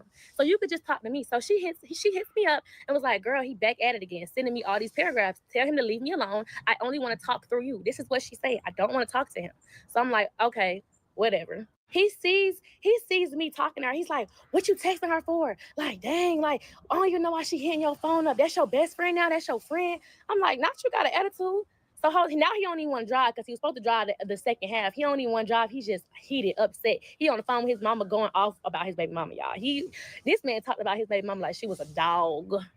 So there was signs of like bipolarism. Like I really can see that this man had like two different personalities because he'll scream and yell and then all of a sudden he'll be like, I'm sorry. I'm sorry. I'm like, this nigga crazy. So when we pick his daughter up, when I tell y'all, I literally was watching how he treated his daughter. And I'm not trying to say he treated her bad, but I seen little stuff that just was a red flag. He was riding in the front seat with her, in his lap, literally. And then I'm looking at it like, shoot, this how you treat her? Who am I to tell you how to do your child? Like, so I'm getting accustomed to, oh, this is what y'all do. So he's like, well, she do it too. Like this is what my baby mama do too. Like it's okay to have her in the front seat because she be crying in her car seat. I'm like, dude, she ain't got no seatbelt on. She in your front lap and you on the highway with her in your front seat. But none of my business. We even did a little TikTok video of my car driving itself. He then got out the driver's seat while the car driving itself. Baby in the back, I'm in the front seat. I'm just as bad for even condoning this now. Let's get this together. Because why did I let him do that? I really just felt like it wasn't my place. I never dealt with nobody with a child. So I didn't want to get out my place. But I knew somebody was going to be mad at that. Because, child, you don't do nothing like that. But whatever. We get back home. We in Georgia. Everything is fine. These are things that he was saying to me while he was here. He was like, I'm sorry that I've been acting like this. It's my grandma's anniversary. I've been a little bit down, all of that stuff. So I'm like, let's go to church. He's not want to go to church. He's like, I don't know them people. I'm like, I got aggravated. I'm like, yeah, whatever, y'all. But when I got home from church, right, I was like, why you ain't want to go to church? I had an attitude because it threw me off. Something didn't feel right because he was just so like, I don't want to go there. So I was like, yo, are you a man of God? Like, are you a Christian? Do you believe in God? He was like, oh, I got to go to church to believe in God. I said, no, I'm just asking. You don't got to get defensive with me. I just want to know. We never had this conversation. I thought you were, because of the tattoos on you. You got all these Christian-like tattoos. I believe in a God. I believe that there is a God. There is some God. There's a higher being. That's it. So I'm like, cool, whatever. That's none of my business. But that did make me feel some type of way because one day I told him, hey, make sure you pray before your food. And he was just like, oh, like, dang, you always want to make somebody feel bad. I was like, just pray. And he was like, I don't even want to eat no more. Like, dang, you have to say something. I just knew something was off about him. So you know what I did? I went through that phone. And when I went through that phone, I found everything out about that man. He been lying to me since he met me. Since he DM'd me, that man been lying about his whole identity, child. His whole identity, y'all. Oh! Part 5 of who the fuck did I move in with? Once I found out he didn't have no insurance on his Hellcat, and once I found out that he showed that officer a fake insurance card, it just threw me off a little bit. But it made me start thinking, how did he pull up on me in a red, brand new 2023 Corvette if he ain't got no insurance on his Hellcat and he needed a co-signer on the Hellcat? So how did you end up getting a C8? It's not making sense to me. And ain't nothing wrong with no co-signer, baby. This mine. My mama, thank you very much. She is my co-signer. Let's just get that together. But me being a woman, I don't want my man to go to jail. So I'm like, look, you drive my car, I'll drive your car. If I get pulled over in your car, when they run the tags, I got a license. I got insurance. I got all of that, right? So now he's driving my car and I'm driving his. But his wasn't starting sometimes. Like I had to like put the gas pedal on 3 times, damn near close my eyes, turn around 3 times for the shit to start. So I'm like, bro, I'm not gonna be driving your car and it won't start. Like it's already loud as hell. And he's like, bro, it just need an oil change. So me, I'm like, let me make sure I take care of my man. You know what I'm saying? So I was like, let me schedule him an oil change. So I scheduled him an oil change at the dealership. And when I get to the dealership, they telling me it's more than an oil change. So I'm like, you know what? It's cool. Whatever it is, I don't care how much it costs. I got it. It's your birthday gift. Your birthday coming up. I will take care of your car. But when we went to the dealership and then they diagnosed his car, he said, oh, I already got a diagnosis. I already know what's wrong with the car. And he gave them a slip that he got from the previous dealership. So now I'm thinking, you told me it was just an oil change, but you knew your car been messed up for a long, long time. But hey, ain't nothing wrong with a messed up car. It's just the lies he was telling. I was just kept catching him like, why are you lying about little stuff? So whatever. They come up with how much everything gonna be. Just know it was over a rack. I ain't even gonna put too much numbers in here, but it was over a rack, and I didn't care about swiping my card. So once we go back to our normal lives, I'm like, I want to go do something. I don't want to sit in the house. Like, not that I want to be outside, but he quick to be like, oh, you want to be outside? Then go be outside. I just wanted to go out the house because he just wanted to sit in the house and play the game. It was just boring. Like, dude, this not the life you said you were gonna give me. He like, man, look, if you want to go out, go ahead. Put my card on your phone. You ain't got to ask me for nothing. If you want anything, just use my card. So he puts his card on my Apple Pay. I never used his card on my Apple Pay. And then one time I had went to go out to eat and I was like, dang, I just spent like $100 on my food. He was like, why you ain't use my card? So I tell him, I don't want to use your card because I don't know what you got on your card. Like, I don't want to just, I'm not no gold digger. I'm not nobody who want to spend up nobody money. So I'm not finna use your card if I don't know what you got on there. KK, Like, what the fuck is this shit? you trying to say I ain't got no money?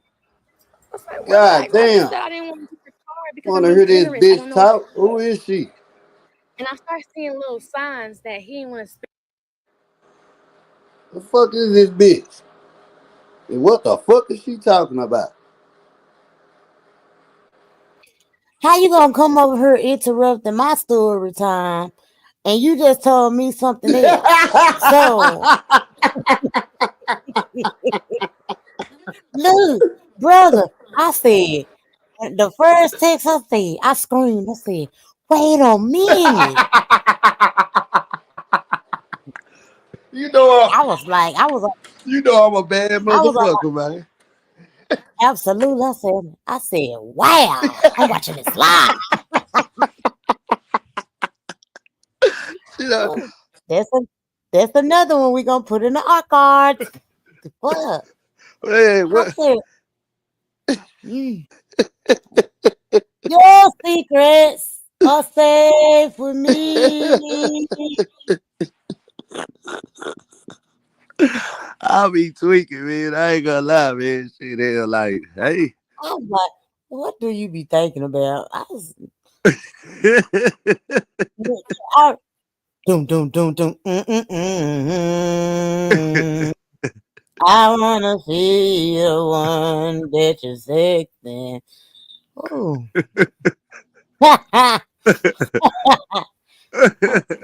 Well, Oh shit! Look,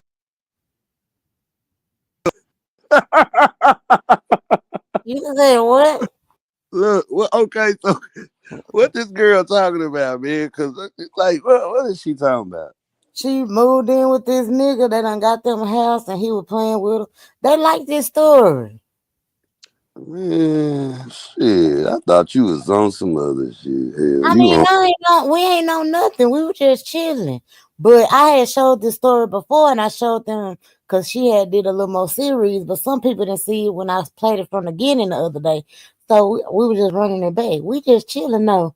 I'm pretty sure they rather hear SD flame up.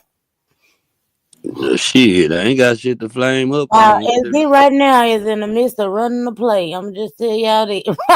I'm definitely not. She's not. Ah, ooh.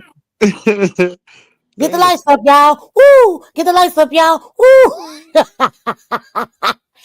SD. huh? Who was saying that? Get the lights up, y'all. Woo! Get the lights up, y'all. Woo! Who the fuck say that shit? You remember when police used to say that? Get the lights up, y'all. Woo! Hell no. Hell Ooh. no. Look, Not they say, you. Oh my God. what happened? None. Somebody think I'm running the play on them and I'm not. Lord Jesus. Oh, Lord. No. Mm-mm. Please don't watch my live. I don't know nothing. I don't know what. Shut up, SD. I'm enjoying from the bushes. Can we continue to hear the story? Well, damn. Well, fuck y'all then. Shit, hell. Y'all can listen to this fucking bullshit. Hell. Hell. Look, Hell. he finna ditch me any goddamn way. I just heard the car bell. Ding, What ding. the fuck? What the fuck? I know for You shit. didn't. No, that's not. I That's not just no did damn. I heard a car ding. So that means you in a car driving. No, I'm not. No, that's not what that is. No, Now, I'm gonna tell you one thing about me. I'm very observant. And I just heard now am I stupid? Or did y'all hear the car go ding like the door open and he was finna crank it up? No, that's a doorbell. You at who house you at? I'm at home. No, sir. Yeah. No. Y'all ain't never realized that shit? Hey Coco. Coco Bro, said goodbye. They mad at me. yeah, you came up here fucking up the story. All right, then. I'll let them get back to the story. Shit, yeah. See? Press play. Go ahead. I'm about to get down. I gotta cut somebody up. Oh my. Y'all, what the fuck is this going on? It's too early for a doorbell. 4:47. That's booty call hours. Spend no money when I'm like we need to go shopping for the house. Like he brought his furniture from his storage, but it was other stuff that we needed for the house. I'm like, can we go shopping? Because when he was in Florida, when a girl got a house, she get to go on furniture shopping, decorating shopping. But I started to go try to go buy furniture, and he was mad. Why are you spending money without me? And I want to help you, but you want to be so independent and do everything on your own. My mom even got involved, and she was like, Kia just excited about the house. She just want to go shopping with her mom. Let her go shopping with her mom, and then when you get here, y'all could do the rest of the shopping. He's like, but dang, she just spending too much money. Seeming so concerned about how I'm spending my own money, right? That right there was a sign of control. That wasn't, oh, he's trying to spoil you. He's trying to make sure he helped you. No, it was a sign of control. He didn't want me to spend my own money because he knew I had it. But when he moved in, this man ain't put no money into the house. Zero, nada, no money in the house. He did send me like, I don't remember how much he sent me. I don't remember how much he sent me, like $200, because I was like, if you want to help so bad, just send me the money through Apple Pay. So he did send me that, no cap. But once we moved in, I'm like, are we gonna put something in there? He was like, we just moved in here. Why are you trying to spend so much money? I'm like, bro, like, I was trying to fill the house up with furniture, but you wouldn't let me. But now that I'm asking you for it, you're getting mad at me. Child, when I went through that phone, because trust me, stuff just wasn't adding up. It didn't seem right. Actually, this is why I really went through his phone. One night, he was helping me take out my hair, y'all. And, we real close. And I seen him hurry up and delete a message real fast. And I didn't, I ain't like tell him I seen it. I just waited till he went to the kitchen, picked up his phone, went to his recently deleted, and recorded it real fast. Like, you couldn't tell me nothing. You know how fast I recorded that recently deleted screenshot? Baby, he couldn't tell me nothing. Now, I would add the receipts of what he deleted, but I don't want to put baby mama personal business out. But he deleted the thread of his baby mama. So when I confronted him about it, he was just lying through his teeth. And since I seen he started deleting stuff, I'm like, oh, I can't wait to go through this man phone. Y'all, don't go through no man phone unless you really feel like something going on. Because I should have been went through his phone. I would have figured out everything he was lying about. So I'm going through his phone and I see a thread with his not his record label, because remember he said he had a record deal. He been dropped from that record deal. And there's nothing wrong with that, but he made it seem like when he first met me he was still with Sony. You're not with Sony no more. But then later on he told me he was independent. So it was the lies he forgot he was telling me. But I was just, keeping up. You know what I'm saying? I'm just putting it in the bag. He's literally finessing his record label, or a marketing promo label. I don't know what it is. It's not a record label, but he's finessing whoever is investing in him for promo and marketing. He's finessing them, literally scamming them. And I should have known that when he was trying to get my brother to help him. He was like, you can work with me. We could finesse it. I could just tell them you my producer, you my engineer, and we could finesse them for like $5,000. I should like I'm like, how would you finesse a record? Like, it just didn't make sense because I don't know nothing about the music industry. But in the messages, he was saying, dude, I gotta shoot like 5 videos. I need the 5K. Like, mind you, he ain't shoot not one video or made not one song or dropped anything since he made First 48. So when I'm reading this, he like, I didn't shot 5 videos. Either I was going to shoot 5 videos or I shot 5 videos. I need the money for it. I got to pay the videographers. So they like, all right, bro. But it was around the time rent was due, y'all. So it's making sense. He didn't have it. He didn't have it like he said he had it. But he was finessing his record label to pay for the rent. Yes, he was. That is the truth. Because he loved to say, well, how was the rent getting paid? Because you was finessing them people saying that you was making videos, you had interviews, you had to get outfits for your everything. You was just saying you did all that, but you ain't do nothing but stay in that room and play the game. But they sent you that money though. Then the next time run around for when rent is due, he told them people that I guess he had to go meet them in person because he never met them in person, but they need to pay for his plane ticket. They need to pay for his Uber, his hotel, but him and his girl going. So that way they paying for two people. We never went to LA like he said we was going to LA. You know how many times he said we was going to LA and we never went out? He used the money that the record label sent him to pay rent. I mean, look, there's one man that's gonna make it happen. If he gonna make it, he gonna fake it till he make it. I'm gonna be honest about that. But that's how I knew, wait a minute, he not having like he say he having. So I got to do a little bit more digging. The light stopped hitting me. I had to move directions, baby. I need y'all to see me. But anyways, while I am going through that phone, I also see that he is asking his friend, his little dealer friend, for 10 of those white little circle things while he here in Atlanta. He's saying he's gonna go to his homeboy house in Atlanta, but instead he's going to go pick up those little white circle things. So the whole time he's been living at my spot, he been popping them, and I never seen him. I never seen him do it, so I never even thought nothing of it until I finally approached him and I confronted him about it. Because one day we went back to Florida, and when we went back to Florida, it was because he was doing some type of interview, y'all. He was doing some freestyle, creeping through the streets freestyle. And on the way there, he also caught a little attitude with me because of some food. I didn't want food, and I made him order some food on the phone, but then I made him cancel it. So he got real heated with me. That's another sign I seen of anger. I'm like, why did you get so mad over that? So he was like, don't worry about it. I'm gonna give you your car. I'm gonna go ahead and go get my other car, my C8. I said, what other car you got? He was like, my C8.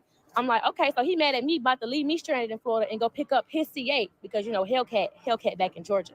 We talked it out, and then later on, he goes and I'm talking about we go to this neighborhood, and it ain't the interview. And he's about to be late to the interview, right? But I'm like, where are we going? He said he got to go pick up some keys real quick. He got to go pick up some money. Man, I'm looking through that phone.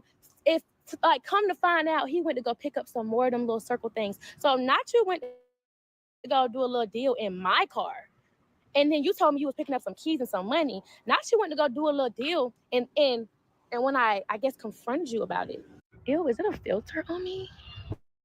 The fuck?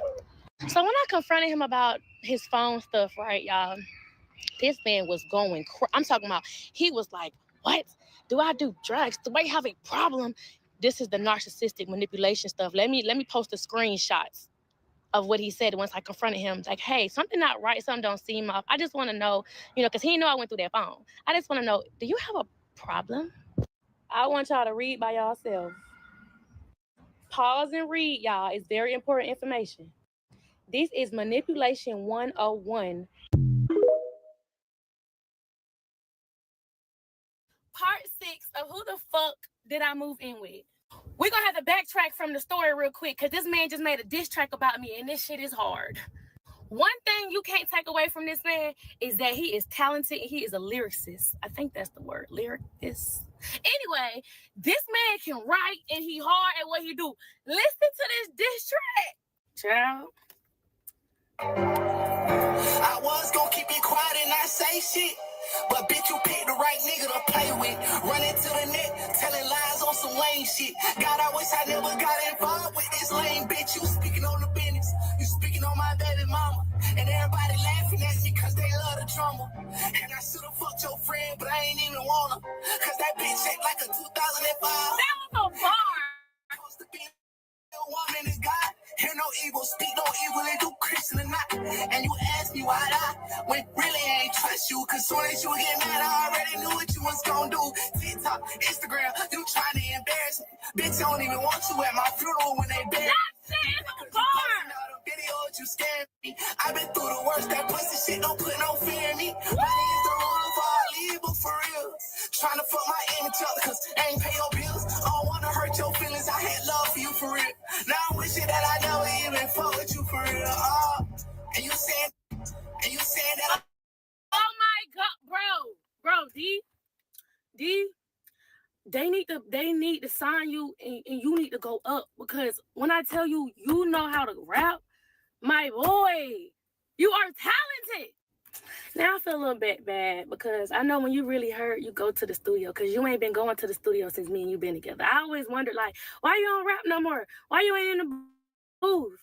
Like, I thought we was going to have this, like, you know, rapper tour life because that's what you said to me. But, like, all you do is play the game and eat McDonald's. But if this what it took for you to get back in that booth, baby, I'm still gonna listen to your music because you are one talented guy. Know that. Anyways, what about the song you made about me before that? Let's play that one. Let's play it. damn. Talk your shit, D. This is how I'm feeling. I'ma just keep it. I'ma let it all out. Let it all out, baby. And I've been feeling like I don't really like to express myself to nobody else. That's a problem I got, I guess. I love you when you left like you ain't give a fuck about it. You know I miss loving you and touching on your body. Don't run to the internet, let's go through this in private. I'm going through a lot, but it's been hard for me to hide it. I want you on my side, I can't go through this alone. Like fuck them other bitches, you the only one I want. I ain't trying to start no fight, so I ain't going through your phone. You ain't never gotta leave, cause I'm right where you belong. All right where you belong. Yeah. Listen.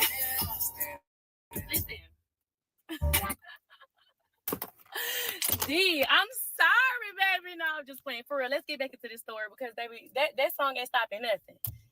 But the fact that shit was hard. So after I had confronted him about if he was a little white circle thing addict, you know what I'm saying? He really came at me like, bro, are you serious? You ain't never seen me do that. Why would you accuse me of that? Are you crazy? You just listening to my baby mama. Like, you just listening to what people say. I was like, no, you actually put it in your songs. I was watching your interviews and you actually said you did it in your interviews. But when I asked you about it, you was like, no, it was only for music. You ain't never really did nothing like that, right? So after we spent literally like 45 minutes going back and forth about how he didn't take no type of little circle of white things, he finally admitted to it because I was ready to leave him. You know, when you be like right there ready to leave somebody, they finally kind of tell the truth, but like half the truth just to make you feel good. Narcissistic manipulation shit. He was like, yes, I take them. Yes, when I had went to go pick up them keys and that money, I didn't really pick up no keys and no money. I had picked up some circle white things. And I said, where are they? Because I had confronted him literally like a week later. Because you had picked up 13 of them. And, or maybe 10, I don't know. He gave him $130. So maybe they was $13 a piece. I don't know. Either way it go, I know I paid that man $130. And then he was like, I took them all already. I was like, dang, already? He was like, yes, I take 2 a day. Okay, cool. I'm off the problem. I'm off it because he just admitted to it. I said, don't do that around me. I don't want to be with no person like that. I'm not trying to judge people with their problems and their addictions and stuff. But me personally, I just don't want to be with a man that has that type of problem. I feel like I deserve better, you know? Anyway, after that happened, it all went downhill because I was still trying to stay with him. But I knew it was more lies to uncover. And I really didn't want to pay for the house by myself. I'm not going to lie. I ain't going to lie. And that bar and that song about I'm mad because you won't pay my bills. I'm mad you won't pay my bills because you said you was going to pay my bills. That's what I'm mad. I'm not mad that you ain't doing it, baby. You know I got it. It's just, I didn't sign up to do this on my own. So I feel like you should own up to what you said you was going to do. Like, be a man of your word and do what you said you was going to do. That's the only reason why I came on this app, because you start trying to control me. You was dangling money in my face to still stay around. It was like you knew I didn't want to be with you, but it was like, I'll pay your bills. I'll do this and that for you. I would never leave you stranded. I will always make sure bills is paid, because that's what I said I was going to do. But then turn around and be like, who you sleeping with? Who you laying with? Who that dude you talking to? Why you with another dude? Why is it so many men? All this stuff, like, is it going to be a man at my house if I'm going to be paying the bills? I ain't paying the bills for another man to stay there. That's cool and all, but I knew that was your manipulation of still trying to hold me. You know what I'm saying? But while we're at it, since I'm not continuing the story for real on this part 6, I want to address a couple of things. So I heard your brother was talking about me on Facebook. Is this the same brother you told me that stole from you? I just want to know before I clock him, because I know you got a whole bunch of them. I just want to know, is this the brother that you was talking about? Huh? I also heard your mama was on Facebook talking about me. I never met her a day in my life. You know why? What did you tell me? What did you tell me? Do you remember what you told me why you didn't want me to meet your mom? Huh? And Mom Dukes, if you even think to talk about me, not knowing who I am, I don't have no boundaries. I know everything about you too, baby. You know your son. You know your son gonna tell it. So don't come for me, baby, unless I send for you, because I'm going to clock you. Know that. And then you try to put in your song that I'm talking about your baby mama. Do you want me to post all the screenshots of you talking about your baby mama? You talked about your baby mama the whole relationship. You in love with that woman. At first, it was I didn't know who she was, but true colors ended up showing throughout our relationship. You started off by saying you didn't even know nothing about her. It really was like a one-night stand type of thing, and then boom, baby happened. But then to come to find out, I'm over here finding pictures in my house of you and your baby mama, along with that Narcan spray. You know what I'm talking about. Let's clock it. I know you didn't know I was capable of coming to the internet and really putting it all out there. But at the same time, I don't feel bad, because if you go low, I go to hell. And I know that's not the right thing to do. You want to talk about my Christianity. You want to talk about me being a godly woman. Let's talk about all the times you told me I was the reason you got closer to God. I was the reason that stuff started changing for the better for you. I'm the reason that life got good. You left everything in Florida because there was nothing for you. You didn't care about Mom Dukes. You didn't care about Pops. You didn't care about your brothers. You didn't care about them drama-fied friends, them homeboys that ain't got nothing going for them, the ones who always, don't sit on this app and then go try to make a diss track about me when I have all the ammunition. Don't do that, because I really be playing it cool. Think about what you do before you post it, because last night you posted on your Snapchat. You tried to be funny because somebody called me broke, and you tried to repost it. You called me out my name too. Know that. No, I'm going to get you back for that. No, I'm going to add in an extra screenshot for that one. I only decided to come to the internet because I felt like I wasn't being heard. I felt like you was trying to control me, and then you walked away from me and left me with all the bills. I felt like, okay, bet, since I'm going to have to pay all the bills, I might as well tell my story. Because what am I getting out of not telling my story? Nothing but a whole bunch of bills. But anyway, child, Mama Bear, please don't try to come to the rescue for your son. I know that's your little cub, your little ninja turtle. I understand that. But we rode past your house, I don't know, like 10 times on Quail Lane, your mama house, his grandma house, and he didn't even come speak to you. He didn't even want to see you. We came all the way from Atlanta to Florida, and he didn't even want to see you. So, like, you coming to rescue for your son, but I know everything. The BBL, I know about it. I know it ain't a secret, but didn't he buy you that? Didn't he buy you a house? Didn't he buy you that car? Relax, Mom. Who the fuck did I move in with? Part 8. So in the beginning, when I first met him, I was calling him the name that he told me his name was. So this is me calling me the name he said it was, and this is him answering, right? This is another screenshot of me calling him the name he said his name was, and this is him answering. So y'all remember when I was telling y'all that I got on the phone with his BM and she was telling me everything about him? She was like, he tried to get me to get a house in my name, but I wasn't going for it. And then she was like, he got kicked out of his old house because he was using a fake name. She told me the fake name that he was using. I'm gonna get to that at the end because it all makes sense in the end. So I'm like, there's no way I'm about to move in with somebody who's doing all this. Also me calling him the name he told me. But this is what he was basically saying about how she's a liar.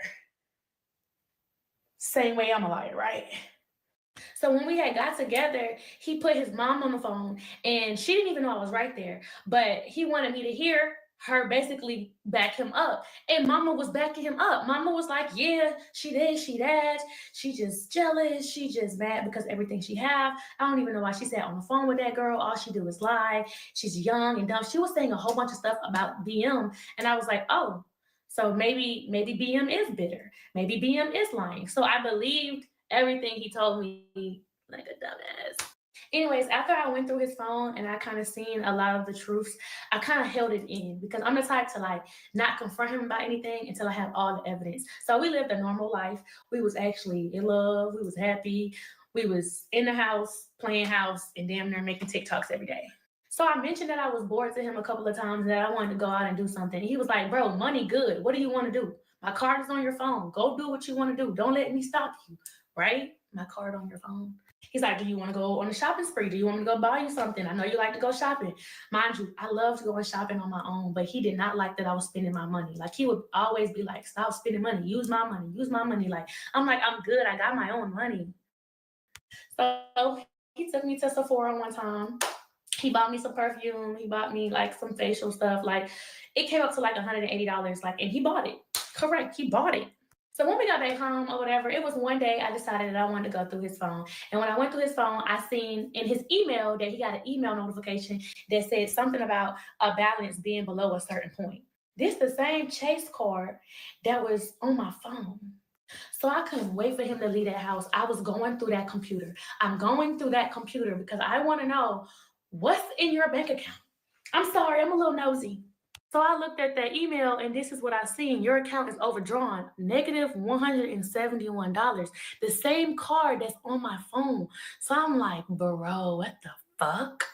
I never wanted to say nothing to him about it because one, I didn't want him to know I was going through that email and I didn't want him to know that I knew that he wasn't having like he said he was.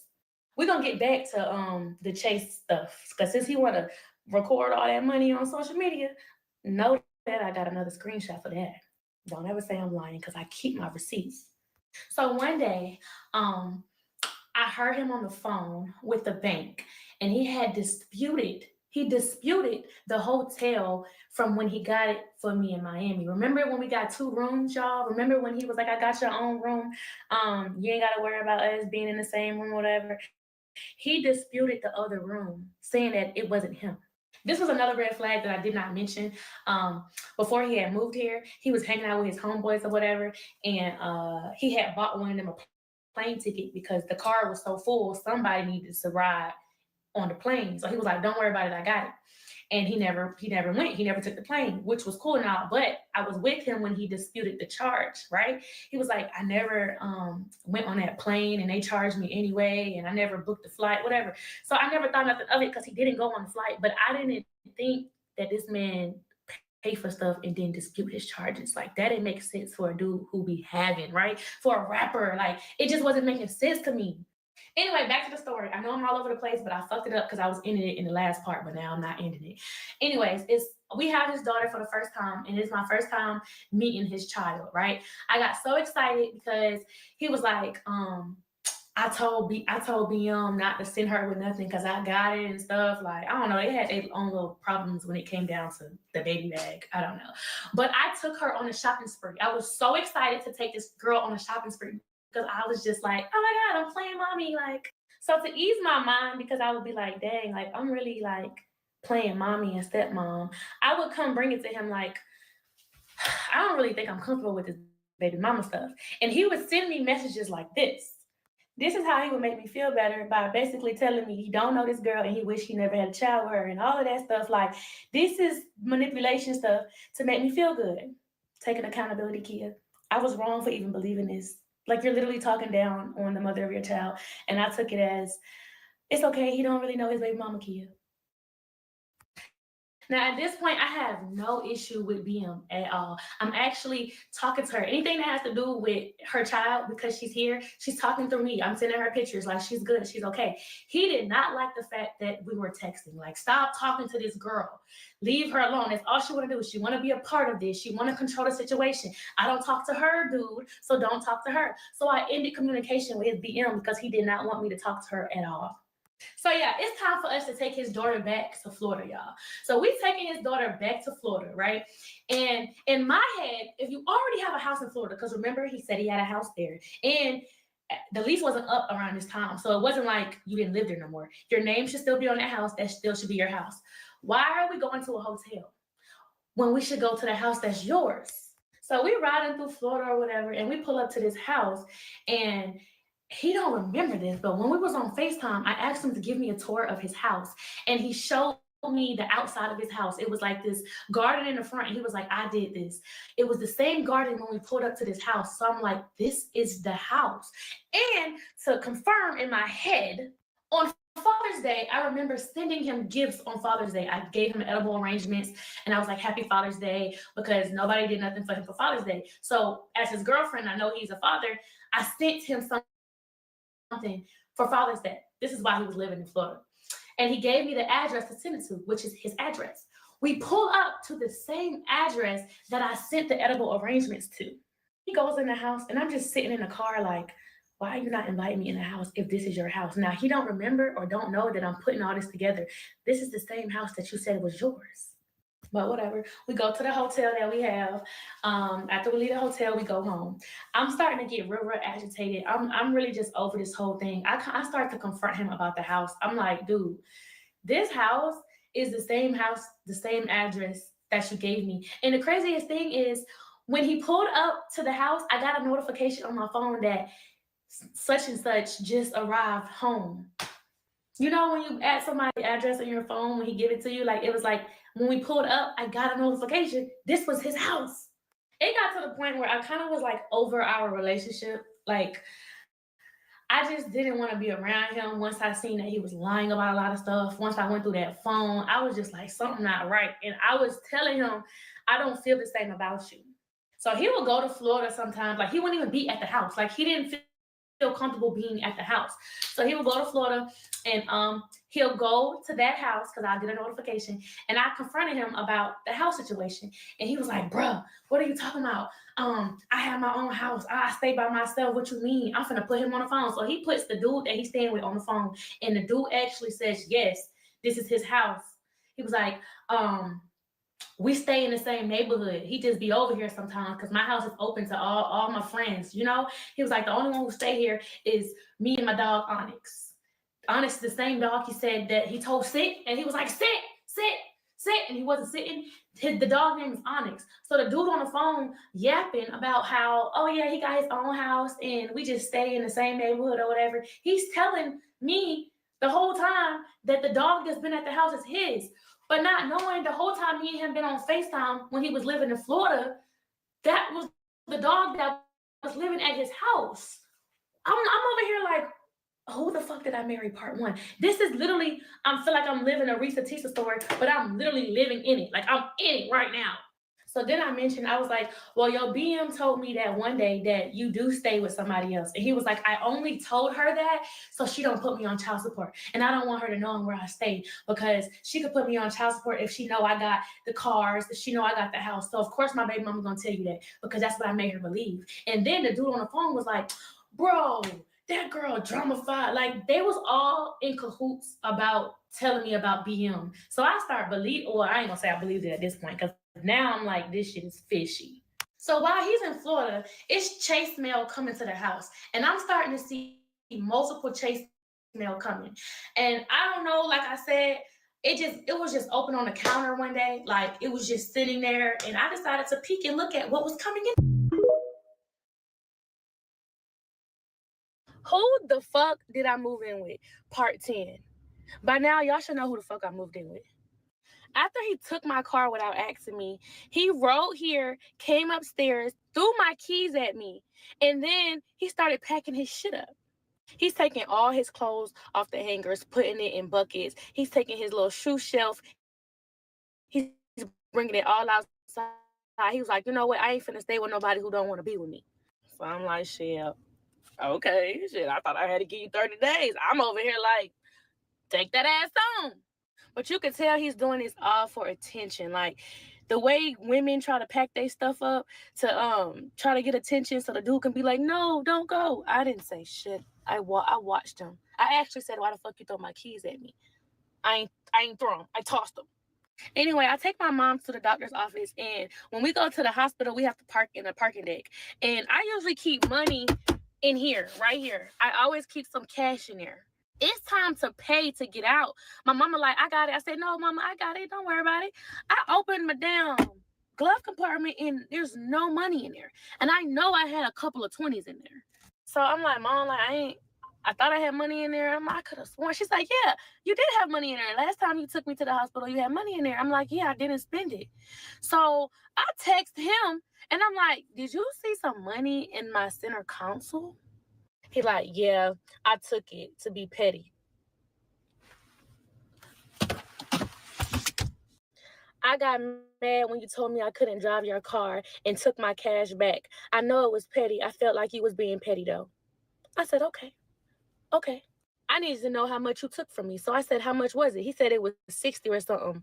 And I said, keep the money. I don't want it. I get back to the house. I'm like, you stole from me? Bro, you tripping. I ain't steal from you. That's money I had gave you before. I just took it back. I'm like, huh? Now, I do remember we went grocery shopping one day, and he was like, I'll pay for well, really, since we on the grocery shopping topic, let's talk about it. He was telling me, yo, you got credit cards you don't use. Why you just don't use your credit cards to go grocery shopping, and I'll just give you the money for it? And I'm like, I don't want to put $300 on my credit card. Like, if we going to go full out grocery shopping, I'll just, spend my own money. So he said, all right, whatever. It's time to pay. I told him I'm not paying with my credit card, and he was like, I'll just give you the money for it. So he stopped me in a parking lot, and he gave me some cash like 3 days later. I'm like, oh, no, you got to go. He never gave me my money back. Yes, I said keep it. I don't want it, but who cares if you stole from me or if you took money from me without asking, because that's what he would say, or took money back that you gave me that was already mine. Like, it just didn't make sense to me. That's trying to manipulate me into thinking you never stole from me. You just took money back that you gave me that was already my money. It just didn't make fucking sense. So then I'm starting to think about the different situations we got into when it came down to cash. It was one time we went to the plug, and he asked me if I had cash on me. And I was like, I only got $100 bill. But you didn't need to spend the whole 100. I told him when he went to go get to give me my cash back. When he got back in the car, I'm like, where my change? And he was like, man, I'ma just Apple Pay you 100. I'm like, what? So I'm looking at the insufficient fund transactions, and I'm putting 2 and 2 together. He would Apple Pay me money, and he would want me to give him the cash for it. So I'm low-key working for this man, not even knowing it. $100 payment sent. Apple Pay insufficient. Now, if y'all don't know what pay insufficient means, that means he's swiping his card, he's sending money, he's making purchases when there's no money in the bank. So the bank has to take care of it. So it's becoming negative. So if you look at his bank account, that's why it says negative such and such. Then it made me think about the times he would ask me to go to my bank and pull money out, and he'll just Apple Pay me. So I'm literally over here working for this man. I'm thinking I'm helping him out, but he really finessing me. He's sending me money he don't have because it's gonna come to my bank, and then I'm giving him the money in cash. So I'm literally sad as hell going around the house. Like, I'm feeling defeated. I'm feeling like I got myself into some shit. I moved really fast. Like, I'm sad, soaping and crying around the house. And instead of him being sympathetic, he's like, well, since you don't want to be around me, I'm just gonna go back to Florida. So I'm like, all right. So he leaves and he goes to Florida, right? So now that he's gone, I'm feeling like myself again. And I'm like, let me go outside in Atlanta. Let me go network. Let me start working again. Like, I don't feel like myself, so I got to go outside. I end up meeting this famous actor. And I seen that he played on BMF. I seen that he played on a lot of big time movies. And he was like, yo, you look like you could be an actress. I'm like, oh, me? Yes. Like, come hang out with me and some friends. We having a movie night. If you serious, come on. I end up linking with them, and we decided that we wanted to do skits, that we wanted to put out content, and I end up posting a picture of me with these guys, and I'm like, we got content loaded. I get a text message from, y'all know who the fuck I got a text message from. He's sending me screenshots of basically people sending him my story saying, oh, your girl a bop. Oh, she's gonna get greased by an African dude. Like, he's just sending me stuff that people are saying to him, and he sends it to my phone like, oh, this shit is embarrassing. Like, you ain't even wait till I was fully out the house yet. And I'm like, all it was a simple picture. Let me go ahead and drop the screenshots of what he was sending to my phone so y'all can see where this is about to go. So as you can see up here, somebody sent him and said, nah, bro, your girl a bop already. This couldn't be me, bro. You going outside. So he texts me and says, shit is embarrassing, bro. I knew this was going to start sending me stuff like this. Then he sends me another one. I don't feel like looking for the screenshot, but it said, bro, your girl finna be greased by an African dude. And then he sends it to me and say, now I got to clear this stuff up. Now I got to clear this shit up like he got my back.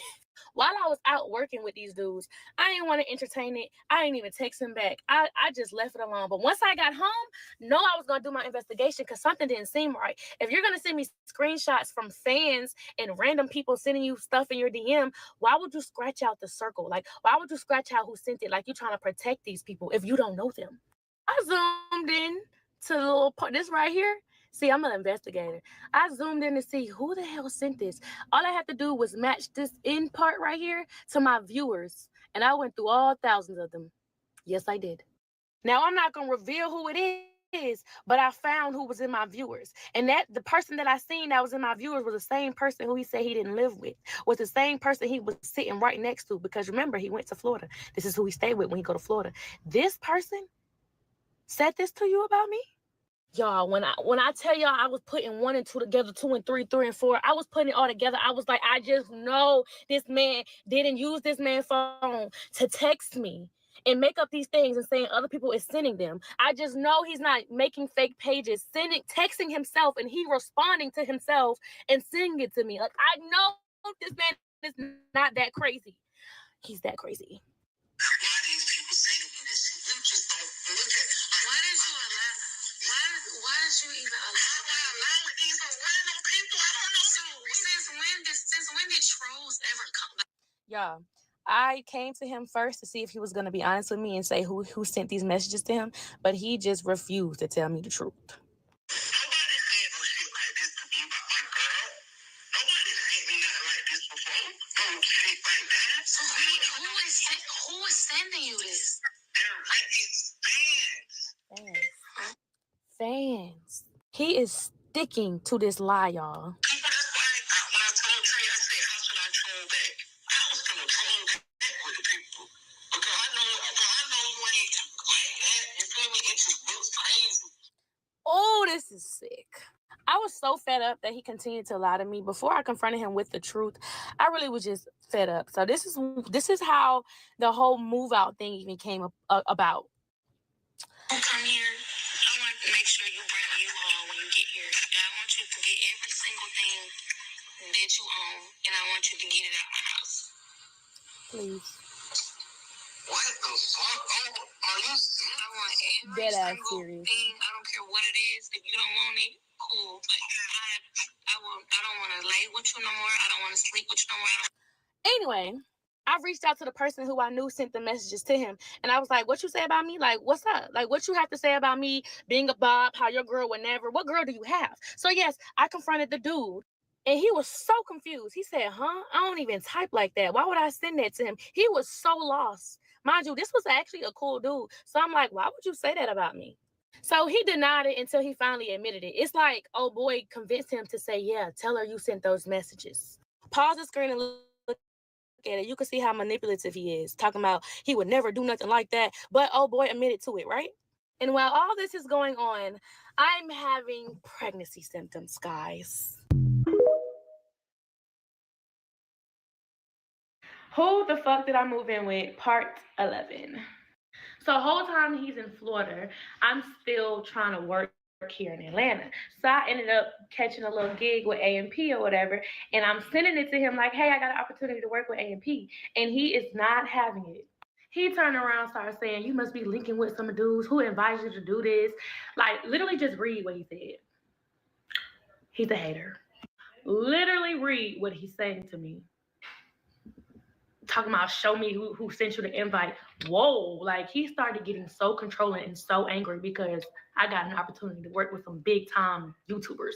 So he started gaslighting me like, oh, I'm being loyal to you while you over here working around dudes and stuff. I'm like, loyal to me? Whoa, wait a minute. I let him know you are not my boyfriend. And remember, we split the ring. Remember that. Manipulation. Like, why would you say this? Why would you say that? Seriously? But I'm thinking I don't have to deal with him no more because he's in Florida. But of course, he finds his way back to Atlanta. He supposedly said that he bought us some Drewski tickets and that he wanted to come to see the Drewski show. I didn't want to go with him no more. So this is the messages of him basically trying to say, oh, I'm still coming. I'm coming for that. You told me you'll be back in October. I'm coming back for that. You know what I'm saying? I got something to wear and everything for Friday night. Still wanted to know if you'll come with me. I told him I did not want to go with him. I needed some space because, like I said, around this time, I'm experiencing fucking pregnancy symptoms. And I am not telling him. I'm just hoping and praying that my period come and I ain't tripping. So he started getting weird after the Drewski show. In Florida, he's just like, oh, no, I'm coming. I'm going by myself. I'm going with my homeboy. But then when he got here in Atlanta, he kept trying to force me to go. If you're going to dump me, can we at least go to the Drewski show? Then you can dump me. I'm getting the tickets. I still was standing on me not going. So then he started getting real creepy. And this is how you know people get crazy. People get stalkerish. And you got to, like, really watch your back. He sends me his location. He's like, just in case something happens to me. Just in case while I'm at this show, somebody can find me. I'm not responding. Why this man never even went to the show? I'm not going. I'm going to just watch the football games to be safe out there. So now I'm thinking maybe that was a lie too. Like he used the Drewski show to get back in. But anyways, now that we at the house or whatever, I'm letting him know like, yo, I missed my period. Nah, you straight. I ain't do that. Like, you not pregnant. But while he's staying at the house, he sees that I'm sleeping all day and he starts comparing me to his baby mama. Oh yeah, BM used to sleep all day when she was pregnant. At this point, he's tired of me saying that I feel like I'm pregnant and stuff. So he's like, let's go to CVS and let's get a test. I just want to prove to you that I didn't get you pregnant. Before I pee on the stick, we already had a conversation. If I was to be pregnant, we know we're not together. We know we're not going to work out. We know we're not for each other. And we beefing. So no, we're not trying to go through it. And he's like, yeah, you right. Like, I need to learn how to be a better dad to my daughter. I don't need to be carrying a whole nother child. All that stuff he kept saying, right? It's time to pee on that stick. This is the fastest I ever seen 2 lines in my life. I take it to him. He is so calm. He's just like, oh, you are pregnant. What do you mean? Oh, like, what do you mean? He was excited, like, oh my God, I want to do it the right way this time. Like, it was just like, he knew what he did, what he did. I don't know. It's like he knew what he did. I'm like, oh no, we're not having no child. What? What are you talking about? I know we're not together now, but that doesn't mean we won't be together in 9 months. I started putting on my clothes. I'm going to go tell my mama. He like, why you finna go tell her? Don't go tell her nothing. Like, bro, why would you tell her? She not gonna like me. She gonna start looking at me wrong. I'm like, I'm finna go tell my mother. He was trying his best to convince me to keep this baby, but I'm telling y'all, this was the most convincing decision I already made in my head, but it was the hardest decision too, because I'm like, dang, I don't want to have to go through, you know what I'm saying? I didn't want to have to go through that. He's thinking that we're going to get back together because there's 2 lines on that stick. Once he knew the baby wasn't going to bring us back together, he kind of hopped on the bandwagon of not going through with the pregnancy. He took his ass back to Florida. He left my ass, y'all. Then he texted me, hey, what we going to do about the baby situation? And I'm just going to drop a screenshot. I told him I was stuck between the two because I was. I didn't know how to really go through with the abortion. Like I didn't. I don't think that's a good idea. I really was stuck in between the two, y'all. Like I know I was like I ain't want it, but like dang, I really gotta go through with an abortion. I ain't know how to feel about that. So at this point, I don't know if he's trying to guilt trip me or something, but remember when you called me a bitch? Remember when you called me that and I said I got an extra screenshot for that one? Oh, sorry it even got to this point. I really hate to abort the one child I actually wanted. Oh, so we're just gonna forget you got a whole child in this world and you basically saying you didn't want her? Oh my gosh. Woo, I gotta go to that clinic ASAP. Rocky. I let him know I had already booked the appointment. You either coming or you're not coming, but I'm already on the way. So he actually comes back because I told him I had an appointment. He comes back to Atlanta for the day of the appointment. Alarm woke me up bright and early. He was like, do we really have to go? Can we do it another day? I'm like, hell no, get your ass up. Get your ass up. We going to that clinic. But while this is happening, I really am sad as hell. Like, I am so sad. Like, I'm damn near crying because I'm like, oh my God, I got to go to this damn clinic. You know how, women, y'all know how emotions be. Y'all, on the way to the clinic, he puts the camera this close to my face and he's like, tell everybody where we're going. Yeah, tell everybody where we're going, you murderer. You murderer. He kept calling me that. Oh, she's ill in our baby and yeah, like we could turn around. It's not too late. We could turn around. Like he at this point he needs to be outside with the damn protesters. He is making me feel so bad on the way to the clinic. Like I'm like, why do you have this camera in my face making me feel bad, calling me a murderer? You know what I'm saying? I don't know if I can say that on TikTok. I'm praying on the way to the clinic, like, God, give me a sign. If this is something that I need to be doing, this is something I don't need to be doing. Like, I'm literally praying because I really did not want to go through with the abortion. I just didn't want to have a baby by him. He didn't even help me pay for it, child. I go up there, swipe my card. Y'all, I laid down on a table. When I tell y'all, before I laid down on the table, I was like, God, please give me a sign.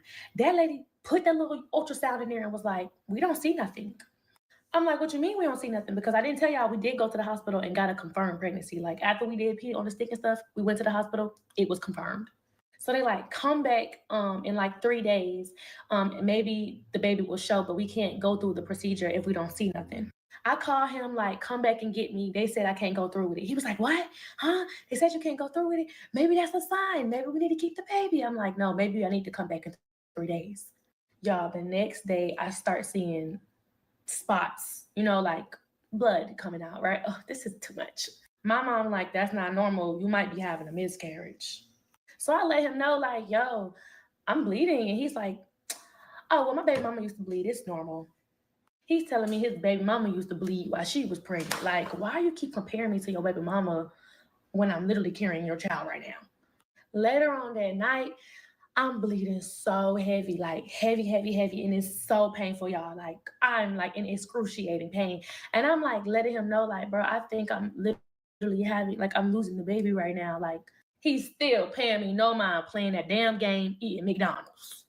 I go to the bathroom, I sit down, and the toilet fills up with Kool-Aid, literally. So I'm calling his name, and he's like, I don't want to see that. Like, don't nobody want to see that. I'm like, bro, like, I need your help right now.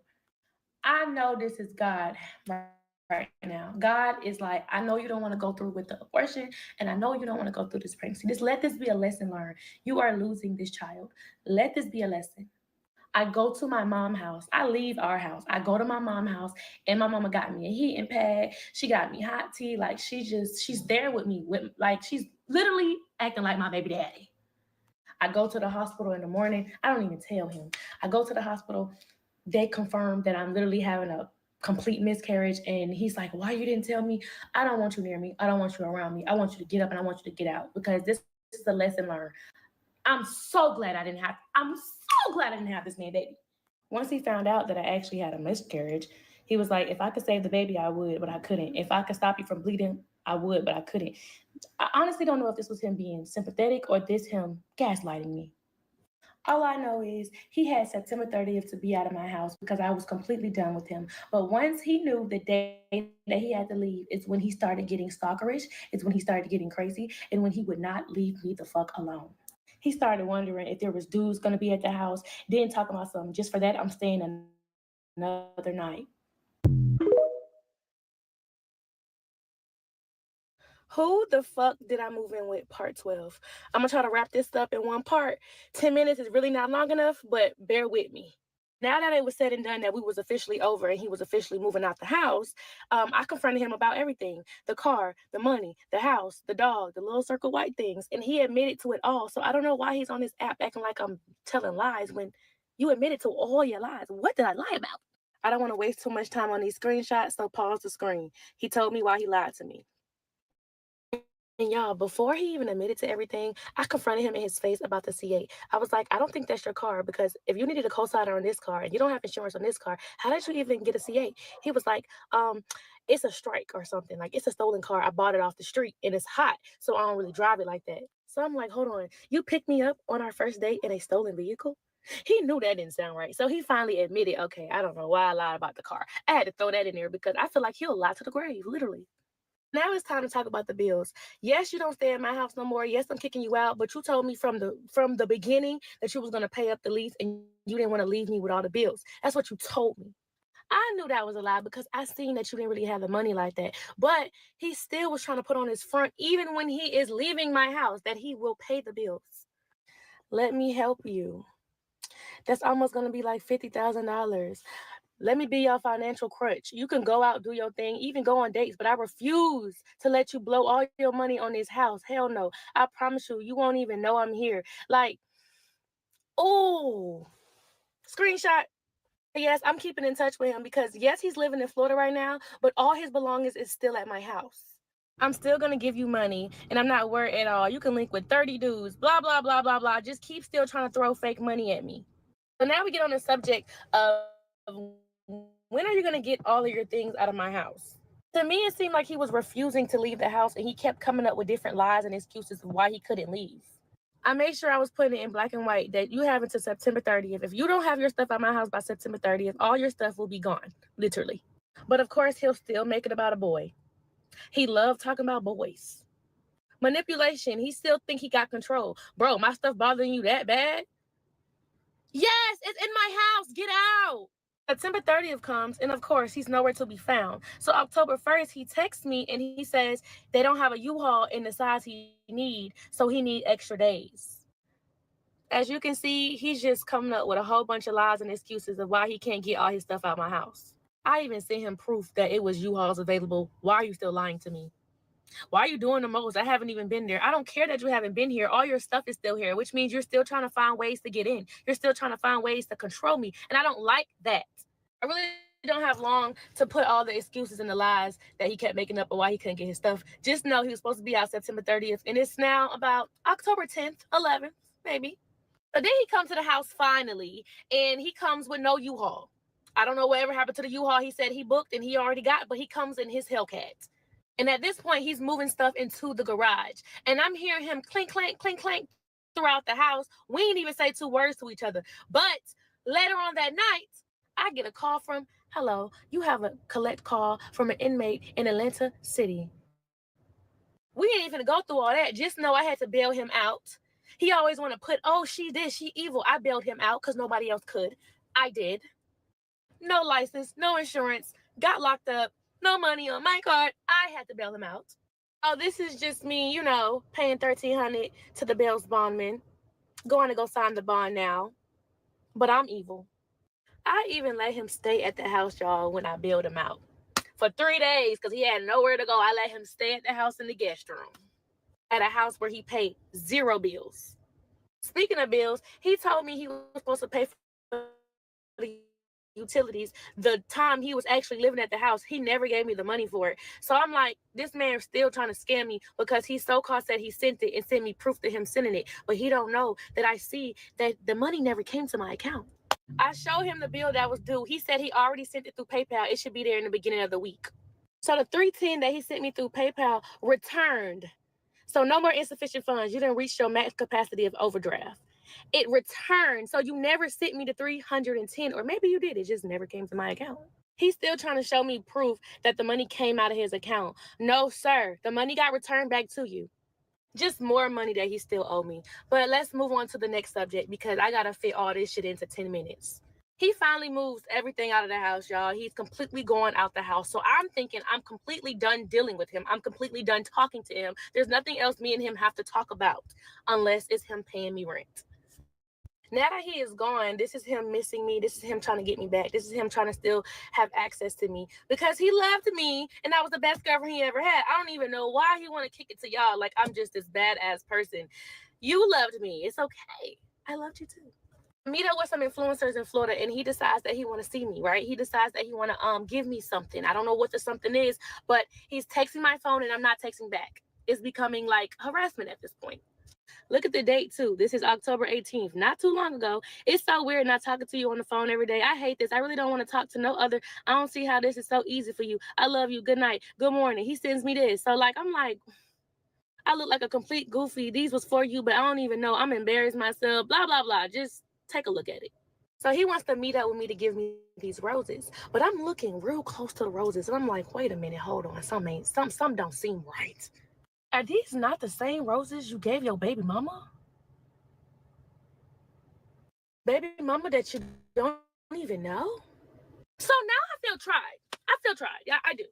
So I told him I don't want them. Keep them. Do whatever you got to do with them. He was like, it's more money that come with it. It's to help you with the bills. Whatever. I don't want them. I'm in my feelings at this point because ain't no way you just tried to give me something that you gave. No. I stopped talking to him. I leave him alone. Y'all, why in the world do I get a text message from him? And he's like, who just connected to the internet at the house? Who do you have at the house? How do you know somebody is at my house? Then he texts, then they disconnected as soon as I sent you that message. That's weird. I was just trying to make sure you were aware somebody was trying. How do you even know somebody is at my house if I'm not there? So that was weird to me. Like he did say he was going to continue to pay for the Wi-Fi because he set the Wi-Fi up. But I didn't know that he was going to be watching who connects to the Wi-Fi. That's weird. At this point, I just block him because this is getting out of hand. About 5 days later, mind you, I haven't heard from him or anything. Like, I'm like, all right, bet, we good. He's blocked. I don't hear from him. There's somebody at my Ring camera. They have a delivery from him. Oh, I almost said his name. Some flowers and like some edible arraignment fruits.